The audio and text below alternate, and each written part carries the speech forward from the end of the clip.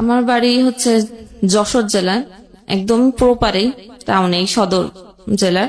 গ্রামের পরিবেশ হয়তো একটু আধটু ছিল, কিন্তু শহরের মতো করেই আমি বড় হয়েছি। কিন্তু যে পরিবারে জন্ম করছি, আমরা হচ্ছে 2 ভাই, আমি এক বোন, আমি সবার ছোট। জি।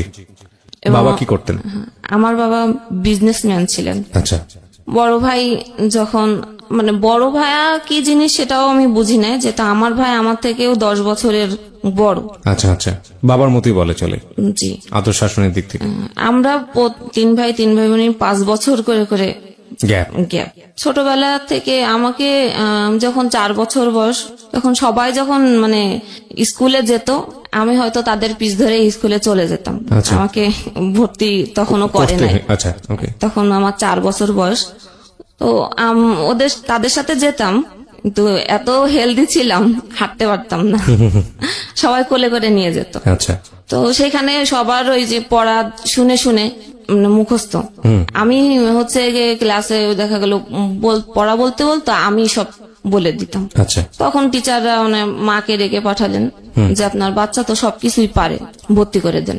শুরু হলো, কিন্তু সেটা আমার শিক্ষা জীবন শুরু হলো মাদ্রাসা দিয়েই। তো মাদ্রাসায় পড়া শুরু করলাম 4 বছর থেকেই। এভাবেই ক্লাস 5-এ যশোর জেলার একটা বৃত্তি ছিল, সেই বৃত্তিও পেলাম। আচ্ছা। এবং মাদ্রাসা বোর্ডে হচ্ছে আরেকটা বৃত্তি হতো। আচ্ছা। তখনও আমি ট্যালেন্ট পুলে 3rd হই। বাহ, তো ভালো স্টুডেন্ট ছিলেন বোঝাই যাচ্ছে। হ্যাঁ, আমি বরাবরই ভালো ছিলাম। 8-এ পড়ি, তখন থেকে আমার বাবা কিছুটা অসুস্থ ছিলেন। বিজনেস করতেন, এবং তখন তো অনেক দূরে দূরে যেতেন, সিলেটে যেতেন, চিটাগাং, ইন্ডিয়া, তো মোটর পার্টসের ব্যবসা ছিলেন। তো সেখানে অনেকবার হচ্ছে ডাকাতি হয়, এরকম ডাকাতি অনেকবার হয়েছে। তাকে অজ্ঞান করে দেওয়া হয়েছে, বিভিন্ন পয়জন বা এরকম টাকার শোগে এক প্রকাশে অসুস্থই হয়ে পড়ে আপনার বাবা। আমার বাবা। ওকে। তখনও সেই ওই সময় 99 সালে আমি সবাই যাও একটু বুঝতো, আমি একটু পড়াশোনাটাই ওইটাই ভালো বুঝতাম, আর কিছু আমার মধ্যে বাড়তি কিছু আমার মধ্যে ছিল না। আচ্ছা। বাবা অসুস্থ, আমাদের তখন থেকেই আর্থিকভাবে ক্রাইসিস তৈরি হয়, শুরু হয়। পরে যখন ক্লাস 9-এ উঠলাম, তখন হচ্ছে হঠাৎ আমার বাবার কি হয়েছে সেটাই ডাক্তার হচ্ছে বুঝতে পারে নাই। শেষ অবধি হচ্ছে তার বিজনেস থেকে সমস্যা হওয়ার পরে যখন গাড়িতে করে আসে, ইঞ্জিনে কাছে বসছিলেন, যে গরম ভাপে তার পায়ে একটা ফুসকা উঠছে। আচ্ছা। সেই ফুসকা থেকে এই পর্যন্ত গ্যাংগ্রিন জাতীয় কি হয় না, খিচুনি হয়, এবং একটু মনে করেন পচে যাওয়ার মতো অবস্থা হয় এই হাঁটু পর্যন্ত। আচ্ছা আচ্ছা। ডায়াবেটিস ছিল কিনা ওনার? ডায়াবেটিসটা তো তখনও আমরা বুঝি না। ওকে ওকে। ডাক্তারও, এবং আমরা সবসময় দেখাইছি তাকে ভালো ডাক্তার, এবং সিএমএস এর লেফটেন্যান্ট কর্নেল এরকম যারা আছেন ভালো, তারাও ওষুধ দিয়ে যাচ্ছেন, কিন্তু কোনোভাবেই তো শরীরের ঘাও সারছে না, পার এটাও সারছে না। আচ্ছা। এক প্রকার যখন প্রচুর খিঁচুনি শুরু হলো, ডাক্তার বলল যে আমার সব ট্রিটমেন্ট শেষ, এখন আপনারা একটাই পরীক্ষা করে দেখতে পারেন যে ডায়াবেটিস তার আছে কিনা। সব ট্রিটমেন্ট শেষ হওয়ার পরে? হ্যাঁ। এটা কেমন ডাক্তার হলো আমি ঠিক বুঝলাম না। ওকে। যখন ডায়াবেটিস তাকে চেক আপ করতে নেওয়া যাওয়া হলো, তখন তার ডায়াবেটিস ধরা পড়ল 40। 40? জি। বুঝতে পারছেন ট্রিটমেন্ট কি হয়েছে। হ্যাঁ, বা ট্রিটমেন্ট কেন কাজে লাগেনি আসলে। হ্যাঁ, 40 যখন ধরা পড়ছেন, তখন তার একটা কিডনি অলরেডি শেষ। তখন হাসপাতালে ভর্তি করা হলো যশোরেই। তারা বলল যে আমরা পারবো ওই মুহূর্তে। একদিন রাখার পরে বললেন যে এই মুহূর্তে যদি রোগী না নিয়ে যাওয়া হয় বারডেমে, তাহলে এই রোগী আজকের মধ্যে বাঁচানো আর সম্ভব না, কারণ আমাদের সাপোর্ট দেওয়ার মতো কোনো মেশিন নাই। আচ্ছা। তো আত্মীয় স্বজন যারাই বড় বড় আছেন, সবার কাছে পরামর্শ নেওয়া হলো। সবাই তখন হচ্ছে আর্থিক ভাবে হয়তো ভেবেছিল যে সাহায্য করতে হবে, এজন্য কেউ আসলে আগে নিয়ে আসলো বারডেমে টানা 2 মাস। পা হচ্ছে অপারেশন করা হলো, শুধু হাড়টা বাকি ছিল, তার মাংস ছিল না, উর থেকে মাংস কেটে তার পায়ে লাগানো হয়েছিল। পিত্তথলিতে পাথর ছিল, সেটা অপারেশন করা হলো, কিন্তু কিডনি একটা তো নষ্ট হয়ে গেল, আরেকটাও অর্ধেক যাওয়া অবস্থা। ডায়াবেটিস তো কিডনিটার অপসারণ করা যায় না। তারপরও মনে সান্ত্বনা দেওয়ার জন্য ইন্ডিয়া নিয়ে যাওয়া হলো, পরে ফেরত। তার 1 বছর পরেই আমার আব্বু মারা গেলেন। ওকে ওকে তখন ক্লাস 10-এ পড়ি আমি। ঝামেলার কারণে ক্লাস 9-এ আমি কোনো ক্লাসই করতে পারি না, স্কুলে যেতেও পারি না, সবাই ফ্যামিলির ঢাকাতে। আমাকে খালার বাসায় রেখে যাওয়া হলো। তারপরে যখন আব্বু মারা গেলেন, এরপরে হচ্ছে আমার আম্মু হচ্ছে মানসিক ভাবে একটু ভেঙে পড়েন এবং সেও প্রচুর অসুস্থ হয়ে যায়। যাক, সেটা হচ্ছে আমাকে এখন মানে শুরু হলো যে আমাকে বিয়ে দিতে হবে। আমার আম্মু শরীরের অবস্থা ভালো না, সে যে কোনো সময় মারা যেতে পারে। তাও আমি তো ক্লাস 9-এ সায়েন্স নিয়েছিলাম, তো আমার 8 অব্দি আমাকে টিচার দেয় না বাড়িতে। আমার আম্মাও পড়ে গেছেন, আব্বু পড়ালেখাটা একটু দেখতেন। আমার জন্য বিয়ে দিবেন, বাট আমার জন্য সেরকম পারফেক্ট ছেলে যে খুঁজতে হবে সেটা তারা করে না। আমার যে টিচার ছিলেন সে আমাকে, আমার বোধ হয় যে সে কিছুটা মানে পছন্দ করতেন আমাকে। সে জানিয়েছিলেন আমার খালুকে যে হ্যাঁ আমি পছন্দ করি। তারপরে তার সাথেই আমাকে বিয়ে দেওয়া হলো। আমি ক্লাস 10-এ পড়ি আর সে হচ্ছে মাস্টার্স এর পড়েন। পরীক্ষা দিলাম SSC, দেওয়ার পরে আমাকে তার সাথেই বিয়ে দেওয়া হলো। বিয়েটা কিভাবে হলো? ঘরোয়া আনুষ্ঠানিক, মানে তাদের বাড়ি থেকে কিছু লোক আসলেন, আমাদের বাড়ির এই আমাদের ফ্যামিলি এলাকার লোক। ছেলেটা কি করতো ওই সময়টাতে? বেকার। বেকার, মাস্টার্স পাস। মাস্টার্স পড়ে, রানিং মাস্টার্স পড়ছে। তো এরকম একটা ছেলে আপনাকে বিয়ে করলোই বা কেন, আমি ঠিক বুঝলাম না। আত্মীয় সম্পর্ক ছিল না, সে আমার টিচার ছিলেন। ওকে। হ্যাঁ, আমার বাসায় আমাকে পড়াতে আসতেন। প্রাইভেট টিউটর ছিল? Private tutor. সে প্রস্তাব দিয়েছিল? জি। অদ্ভুত। এই বিয়েটার পেছনের মূল কারণটা আসলে কি ছিল, কি বলবো আমরা? আচ্ছা, আমাদের যশোর শহরে বাড়ি। হ্যাঁ। যশোরের থেকে যারা আঞ্চলিক অঞ্চলে থাকে তারা হয়তো ভাবে যে যশোর শহরে যারা থাকে তারা অনেক বড় লোক। আচ্ছা। আমাদের থেকে তারা একটু নিচে। নিচে বলতে তাদের ফ্যামিলিতে কেউ শিক্ষিত নাই, সেই শুধুমাত্র মানে শিক্ষিত।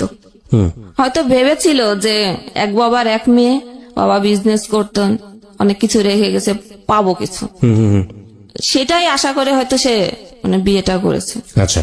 কারণ সে আমার চেহারাও খুব ভালো দেখে নাই, যে জন্য যে আমি মানে ছোট থেকেই এই পর্যন্ত দাখিল পর্যন্ত মাদ্রাসায় আমি বোরখা পড়তাম। তার সামনে পড়তে বসলেও আমি ক্লাস 6-এর থেকে বোরখা পড়তাম এবং আমি আর কোনো ছেলে মানুষের ওইভাবে মুখ মানে দেখতো না, বাড়ির থেকে বেরোতামও না।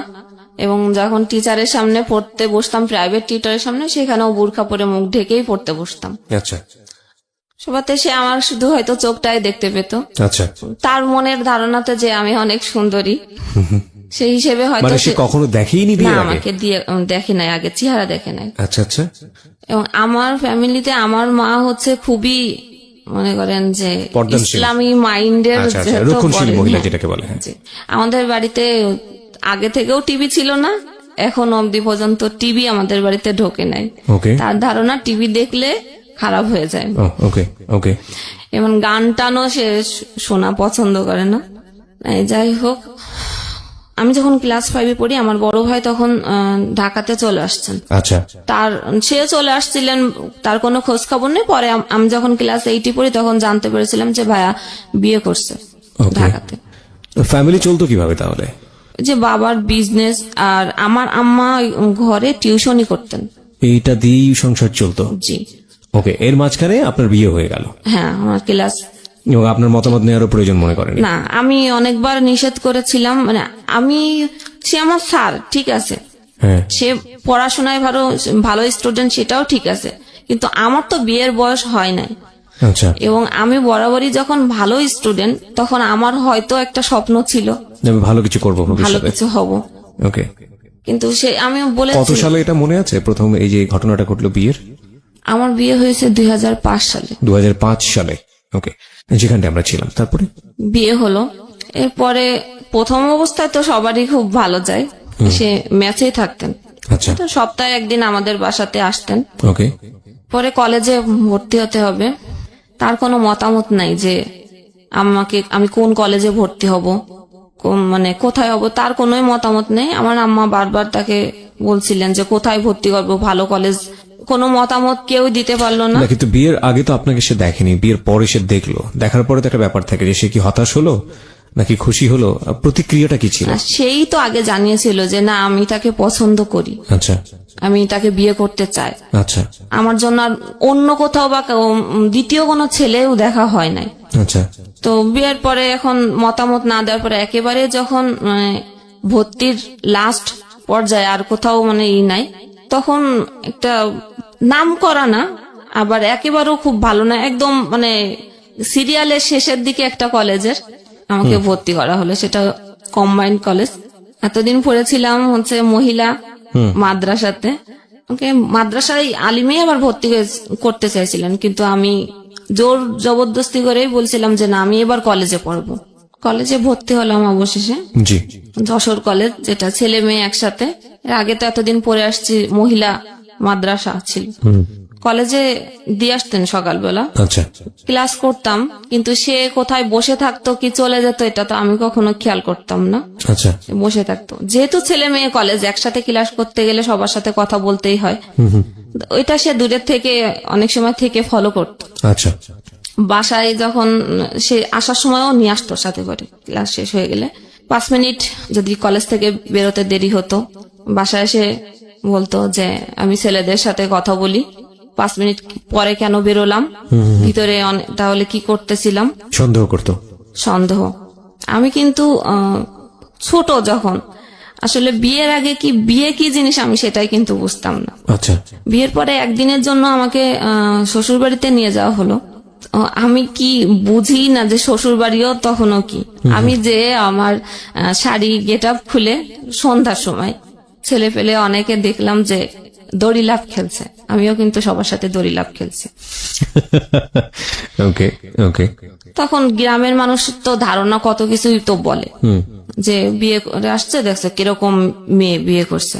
কলেজে তো এই সমস্যা শুরু হলো, সমস্যা একটু একটু করে, যে আমি সন্দেহ, স্যারেরা শিক্ষক মিলনায়তন ছিল, কোনো কিছুর টিচারদের কাছে পড়ালেখার জন্য দরকার হতেই পারে, জি স্যারদের কাছে গেলেও সে দূরের থেকে তো দেখছে, কিন্তু সেটা আমি ফলো করতাম না। বাসায় গেলি বলতে এটা করছো আজকে, ওইটা করছো আজকে। টিচারদের কাছে তোমার এত কি, এটা আপনাকে জিজ্ঞেস করতো আপনার হাজবেন্ড? আচ্ছা। অফ টাইম, ক্লাসের যখন অফ টাইম থাকে সবাই তো কমন রুমে যায়, কেউ ক্যারাম বোর্ড খেলে, অনেক কিছুই করে। আমি তো কোনো খেলা পারতাম না, তাও খেলতাম, সেটাও করা যাবে না। শুরু হলো মানসিক একটা খারাপ লাগতো যে বিয়ে দিল আমাকে, আমি পড়াশোনা করব, আমি সায়েন্সে পড়ি, সায়েন্সে পড়তে গেলে তো আমাকে সেইভাবে পড়তে হবে, এবং নতুন করে আমাকে আর টিচার দেয় নাই, সেই আমাকে পড়াচ্ছে। আচ্ছা। তো আগে যখন টিচার ছিলেন 9-10-এ, তখন একটা বিষয় না বুঝলে সেটাকে খুব ভালোভাবে বোঝাতেন। রাইট।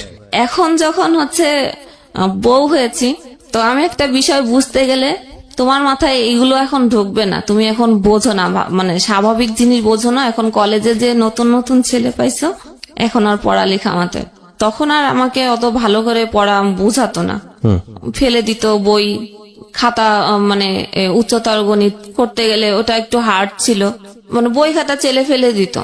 আচ্ছা। তো আমি আর আগ্রহ করে আর যেতাম না। পরে আবার বলতো যে তোমার যদি পড়ার ইচ্ছাই থাকতো, আমি বই খাতা ফেলে দিলি কি হবে, ওই বইটা আবার করে এনে আবার আসতে তুমি আমার কাছে শিখতে। সবকিছুতেই আপনার দোষ।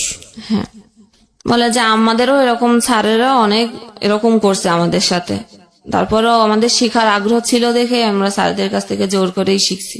এদিকে আমার আম্মা এখন বলা শুরু করলেন যে তোমার এত খরচ, আমি তোমাকে বিয়ে দিয়ে দিছি, এত খরচ তো আমি টানতে পারবো না। তখন কি আপনি মায়ের বাসাতেই থাকতেন নাকি? হ্যাঁ, মায়ের বাসাতেই থাকতেন। মায়ের বাসা। তখনও তুলে নেয়নি? না। আচ্ছা। কলেজে তো ছেলেদের সাথে কথাই বলা যাবে না, এখন আমি রিজার্ভ হয়ে গেলাম একদম, কারণ আমি একটু স্বভাবগতই আমি সবার সাথে মিশুকে, কথা না বলতে পারলে ভালো লাগতো না। পড়াশোনায় আর ওইভাবে মন বসতো না, এই মানসিক প্রেসারে কলেজে যে আমি পড়া দিতে পারতাম না। জি। তখন আরো খারাপ লাগতো, স্যারেরা আরো বলতো যে তুমি এরকম কেন হয়ে যাচ্ছ, কিছুই পারতেছো না, ফলাফল কি, ভালোটাও নাই, একেবারেই লো হয়ে যাচ্ছে। আর তোমার রেজাল্ট এসএসসি তে এত ভালো না যে আমি 1 পয়েন্টের জন্য A+ হয় না, তখন A+ অনেক টাফ ছিল, এখনকার মতো অ্যাভেলেবেল A+ ছিল না। তো পড়ালেখা হলো না ওই সময়। এখন বলে যে কলেজ ট্রান্সফার করতে হবে, কলেজ ট্রান্সফার কেন? ওই যে ছেলে মেয়ে একসাথে কলেজ, ও এখন কোনো মহিলা কলেজে ট্রান্সফার করতে হবে। আম্মুই পাশতে বলতেছে যে ও আমাকে ঠিক মতো পড়ায় না, এখন আমাকে টিচারও দিতে পারতেছে না ভালোভাবে, এখন খরচ চালাতে পারতেছে না। এখন আমি কি করব? সেও বেকার, সেও তো আমাকে 1 টাকাও দিতে পারছে না। রাইট। আমি আর করার কিছু নাই। আমি তখন কি বললাম, আমি তাকে বললাম তাহলে কি করব, তাহলে তোমাদের বাড়িতে নিয়ে যাওয়া লাগবে। এখন যদি আমাকে কলেজ ট্রান্সফার করবে তাও যশোরে না, তার বাড়ির ওদিকে। আচ্ছা, তার বাড়ির ওদিকে কেন? যাতে সে মনিটর করতে পারে আর কি, কি হচ্ছে না হচ্ছে। ওকে, তার মাস্টার্স শেষ, সে এখন বাড়ির দিকে চলে যাবে। জি। ফার্স্ট ইয়ার শেষ, যখন মানে কলেজ ট্রান্সফার করবে তখন সেই সময়টাও আর নাই। যখন যশোর শিক্ষা বোর্ডে যাওয়া হলো, বোর্ডে যে কাজটা করেন যে ম্যাডাম, উনি আমাদের পরিচিতি ছিলেন। ম্যাডামকে যখন বলা হলো, ম্যাডাম বললো ঠিক আছে, আমি ব্যাক ডেটে আমি এটা করে দিচ্ছি। আচ্ছা, দিয়ে পাঠায় দিল সেই নোয়াপাড়া, অভয়নগর থানা, যশোর জেলার। ও মাই গড। ওকে, তারপর? সেখান মানে অভয়নগর যে বাজার, তার থেকেও আমার শ্বশুরবাড়ি আরো 2 কিলো ভিতরে ভ্যানে করে যেতে হতো। এই শহর থেকে একেবারে গ্রামে চলে গেলেন? একেবারে গ্রামে। এটা কি জীবনের প্রথম গ্রামে যাওয়া? জি। ওকে, তারপর? এখন সেখানে গিয়েছি, তাদের ধান চাল, আমি তো কখনো ধান চালের কাজ আমাদের এলাকাতেই ছিল না, জি, করিনি। তো ওখানে যে আমাকে এখন বলা হলো যে আমাকে সব কাজ করতে হবে, এবং পড়ালেখাটা তখন আর সে চাইছে না। নামে মাত্র সে ওখান থেকে আমাদের বাড়ি থেকে দূরে সরাই নিয়ে আসছে, যাতে সে মেনটেন্স করতে পারে তার মতো করে। কলেজে যাওয়ার জন্য আমাকে টাকাও দিত না। আমার যে ননদ ছিল সমবয়সী, একই ব্যাস, তাকে টাকা দেওয়া হচ্ছে, সে ভ্যানে করে যাচ্ছে, কলেজ করতেছে। আমি সেই 2 মাইল পথ হেঁটে হেঁটে সেই কলেজে যেতাম। আচ্ছা, সকাল 6টায় ফিজিক্স কেমিস্ট্রি স্যারদের সকালে ব্যাচ থাকতো, ব্যাচ শেষ করে 10টায় ক্লাস করে আবার বিকেলে আরো 2টা সাবজেক্ট পড়ে বিকেল 4টায় আসতাম। আসার পরও খাবার নাই, সকালে যেতাম না খেয়ে, বিকালে এসেও বলতো যার খাবার সে রান্না করে খাবে, কারোর জন্য রান্না রেডি করা নাই। ও কি করতো? ও তখন একটা ইন্স্যুরেন্স কোম্পানিতে মানে ছোটখাটো একটা মানে হাত খরচ চলে এরকম একটা কাজ করে। আচ্ছা, তখনও কোনো চাকরি পায় না সে। আচ্ছা আচ্ছা। সেও সকালে চলে যেত, ট্রেনে করে চলে যেত। সেটা ছিল আরেকটা থানা, ঝিগরগাছা। আমাদের ছিল তো সদর থানা। জি। সে ট্রেনে চলে যেত, সে আসতো রাত্রে 9টা বেজে যেত। সারাদিনই না খাওয়া। তারপরে এসে ধানের কাজও আমি করতাম, মেশিনে যে ধান মাড়ায় পা দিয়ে, মেশিনে মানে ধান ছুটানোর যে মেশিনটা আছে। ওকে, বুঝতে পেরেছি। এটাকে মাড়াই করা বলে। মাড়াই করে বলে, আচ্ছা, রাইট। তো ওই কাজ করে রাত্রে মানে ফ্রেশ হয়ে আর খেতাম না, যেহেতু রান্না করে আমাকে খেতে হবে সবার জন্য, ওই ইচ্ছা আর হতো না। আর ওই রকম সারাদিন পরে এসে পড়ালেখারও আর শরীর তো ক্লান্ত, কোনোভাবেই মনোযোগ আসতো না, খুব স্বাভাবিক। আর সে যে রাত্রে আসতো, তার খাবার তার মা রেডি করে রাখতেন, সে এসে ঘরেই খেতেন, সবাই শুয়ে পড়তো। সে যখন আসতো, গ্রাম তো 8টা-9টার দিকে সবাই শুয়ে পড়ে, রাইট। সে এসে খেত, কিন্তু সে একবারও আমাকে মুখের কথা জিজ্ঞেস করতো না যে আমি আসলে খেয়েছি কিনা। ও মাই গড, এটা কিভাবে হয়? এভাবে গেল 2nd ইয়ার। পড়ালেখা তো হচ্ছে না, কারণ সায়েন্সের সাবজেক্ট পড়তে গেলে অনেক পড়া লাগে, অনেক ভিতরে কোনো কিছু না জানলে আমি তো লেখার মতো কোনো পরিস্থিতি নাই। টেস্ট পরীক্ষা হলো, টেস্টে ফেল করলাম, কোনোভাবে পরীক্ষা দিতে দিবে না। তারপরও মানে জোর করে এই স্যারদের বলে যে আমার তো এই পজিশন, এই অবস্থা, আমি এরকম একটা সিচুয়েশনের মধ্যে এখন আমি কি করব, রাজি করানো। আর আমার তো খেতেই পেতাম না, তার বাদেও তার বাবা আমাকে বলতো যে আমার ছেলে তো চাকরি করে না, তোমাকে খেতে দিব, এই খরচটা কেন, কে তোমাকে যে নিয়ে আসছে সে তোমার খরচ দিবে, নাই তোমার বাবার বাড়ির থেকে তোমার খরচ দিবে। আচ্ছা, এই যে 3 মাস ধরে রইছো, এই 3 মাসের যে খরচ আর খাবার খরচ তোমার মাকে বলবা যে দিয়ে যেতে। তো আমার যে নাস্তার যে খাবার, যে বিস্কুট টিস্কুট সকালবেলা, সেটাও কিন্তু আমার মাই দিয়ে যেতেন। তো সেটা খেলেও কথা হতো যে একা একা খায়, দেয় না, কিন্তু না, আমার সামনে সকালে আমার শ্বশুর শাশুড়ি থাকলে আমি তাদের বাটিতে করে দিতাম। গ্রামের মানুষরা আসলে সকালে চা বিস্কুট তো এভাবে খায় না। জি।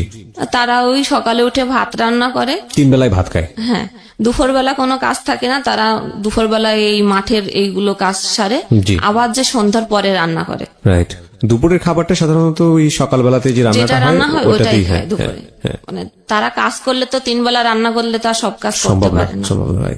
তখন এগুলো সেও আর কিছু বলতো না যে তারা এরকম করতেছে আমার সাথে, কাজ তো করাই প্লাস হচ্ছে আমার এত ঘাই খেতে খেতে এক সময় হয়তো উত্তর দেওয়া একটু একটু শুরু করতাম। এর আগে আমি এত কথা বলতাম না, যে যা বলে যাচ্ছে মুখ বুঝে আসে। একটু একটু করে রিপ্লাই আসা শুরু করলো। হ্যাঁ, যখন রিপ্লাই করলাম তো একদিন আমার শাশুড়ি আমার ননদ মিলে আমাকে অনেক মারলো। সেইখানেও তার কোনো কথা ছিল না। সে যখন আসলো রাত্রে তখন বলল যে তুমি কেন কথা বললে, তুমি কথা বলছো দেখেই পরিস্থিতি এরকম হয়েছে, তোমার কথা বলার কোনো দরকার ছিল না, তুমি বউ, তোমার গলা কেন উঠবে। তারপরে পরীক্ষা দিলাম, টেস্টে তো ফেল করলাম। পরীক্ষা ইন্টার পরীক্ষাও হচ্ছে গিয়ে দিতে গেলাম তাদের বাড়ি থেকেই না খেয়ে।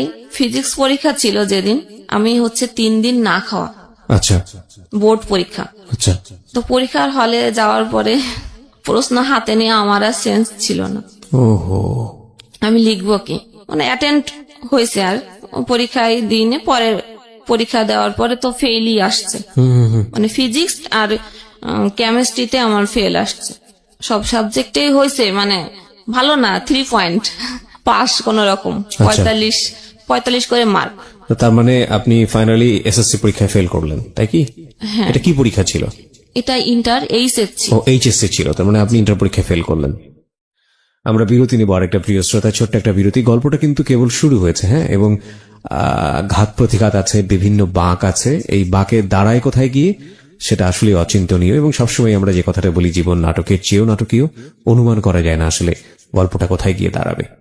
হ্যাঁ, ফেল করলেন আপনি এইচএসসি পরীক্ষায়। যখন পরীক্ষা শেষ হয়ে গেল তখন তো আমার তাদের কথা মতো আমাকে তো বাড়ি চলে আসতে হবে, মানে বাবার বাড়ি। যেদিন আসবো মানে আমাকে একবারে দিয়ে যাচ্ছে। কেন?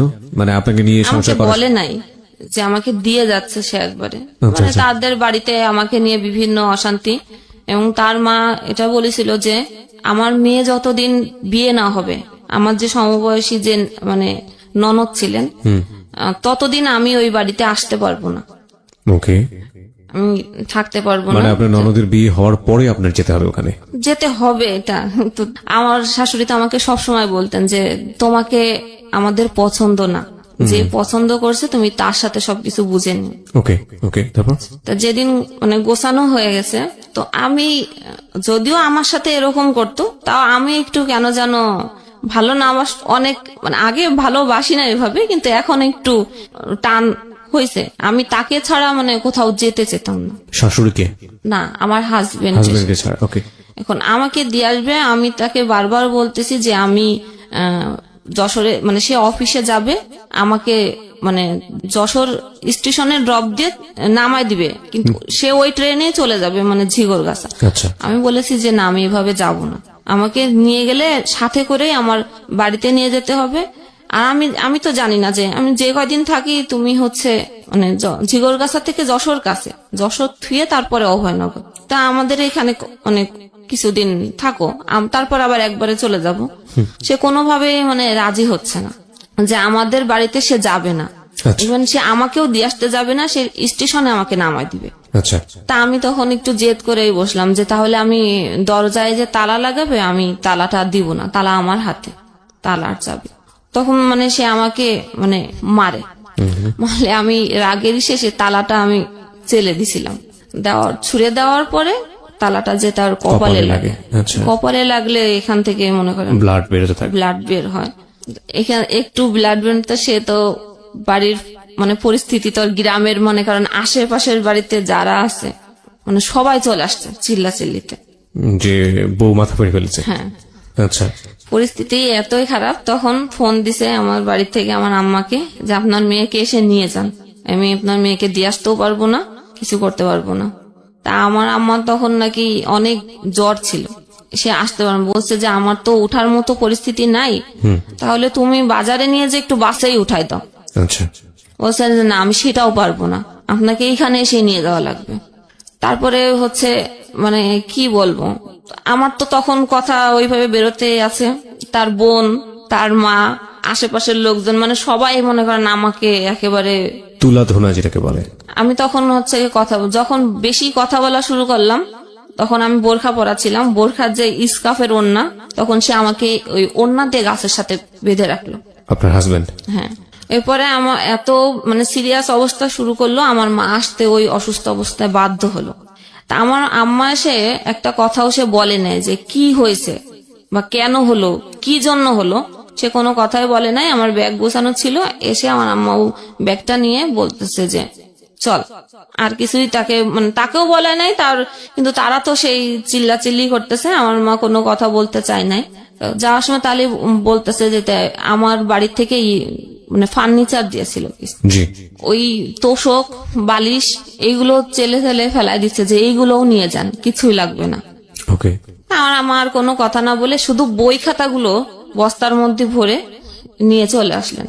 এরপরে আসি যশোরে, আমার সাথে টোটাল আর 7 মাস কোনো যোগাযোগ নেই। ইন দ্য মিন টাইম কি মা আপনাকে জিজ্ঞেস করেছে যে কি হয়েছে কিনা বা কোনো সমস্যা? হ্যাঁ, জিজ্ঞেস করছে যে এরকম কথা কাটাকাটি হয়েছে, বা আমি তাকে সাথে নিয়ে আসতে চাই না দেখে আমি তালাটা আসলে ওকে মারার উদ্দেশ্য দিই নাই, আমি রাগ করেই দিয়েছিলাম যে কপালে লেগে গেছে। বাড়ি আসলাম, কোনো যোগাযোগ নাই। এর মধ্যে সে ঝিগরগাছাতে শুনলাম বাসা নিছে। আচ্ছা।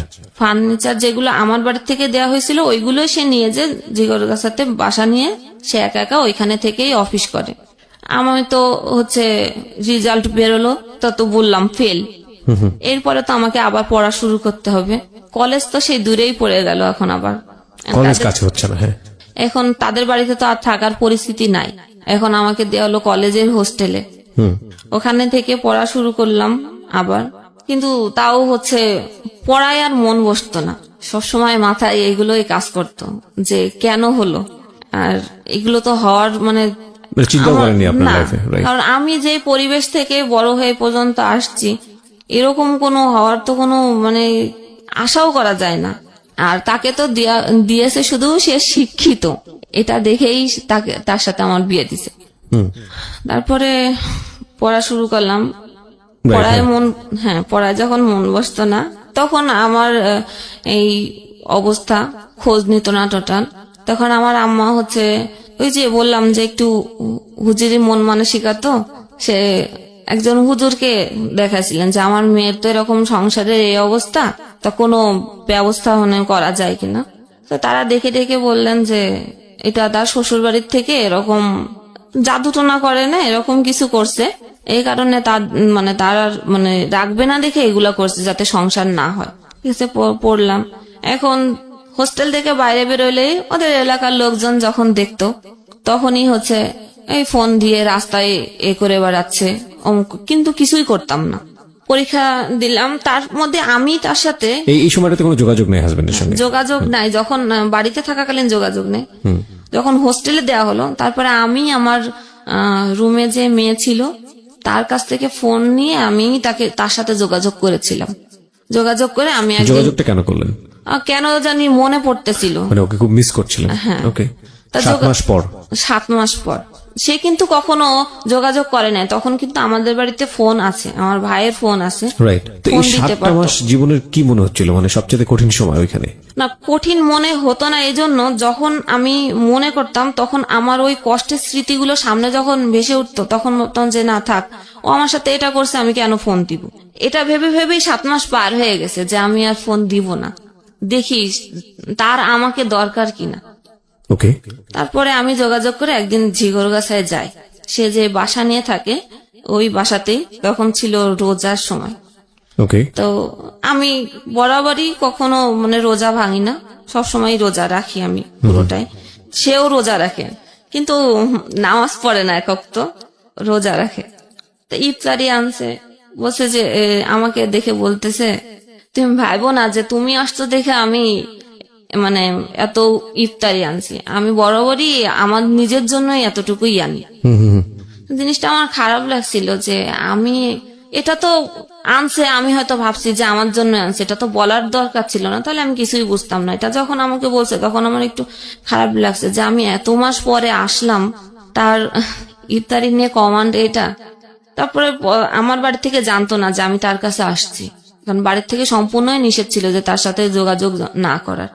যখন হোস্টেল থেকে বাসায় ফোন দিল যে ও কি বাড়িতে গেছে, তখন তো বললো যে না বাড়িতে আসে নাই। তখন আইডিয়া করলো যে ওর ওখানে যেতে পারি, তাছাড়া তো আর কোথাও যাওয়ার জায়গা নেই।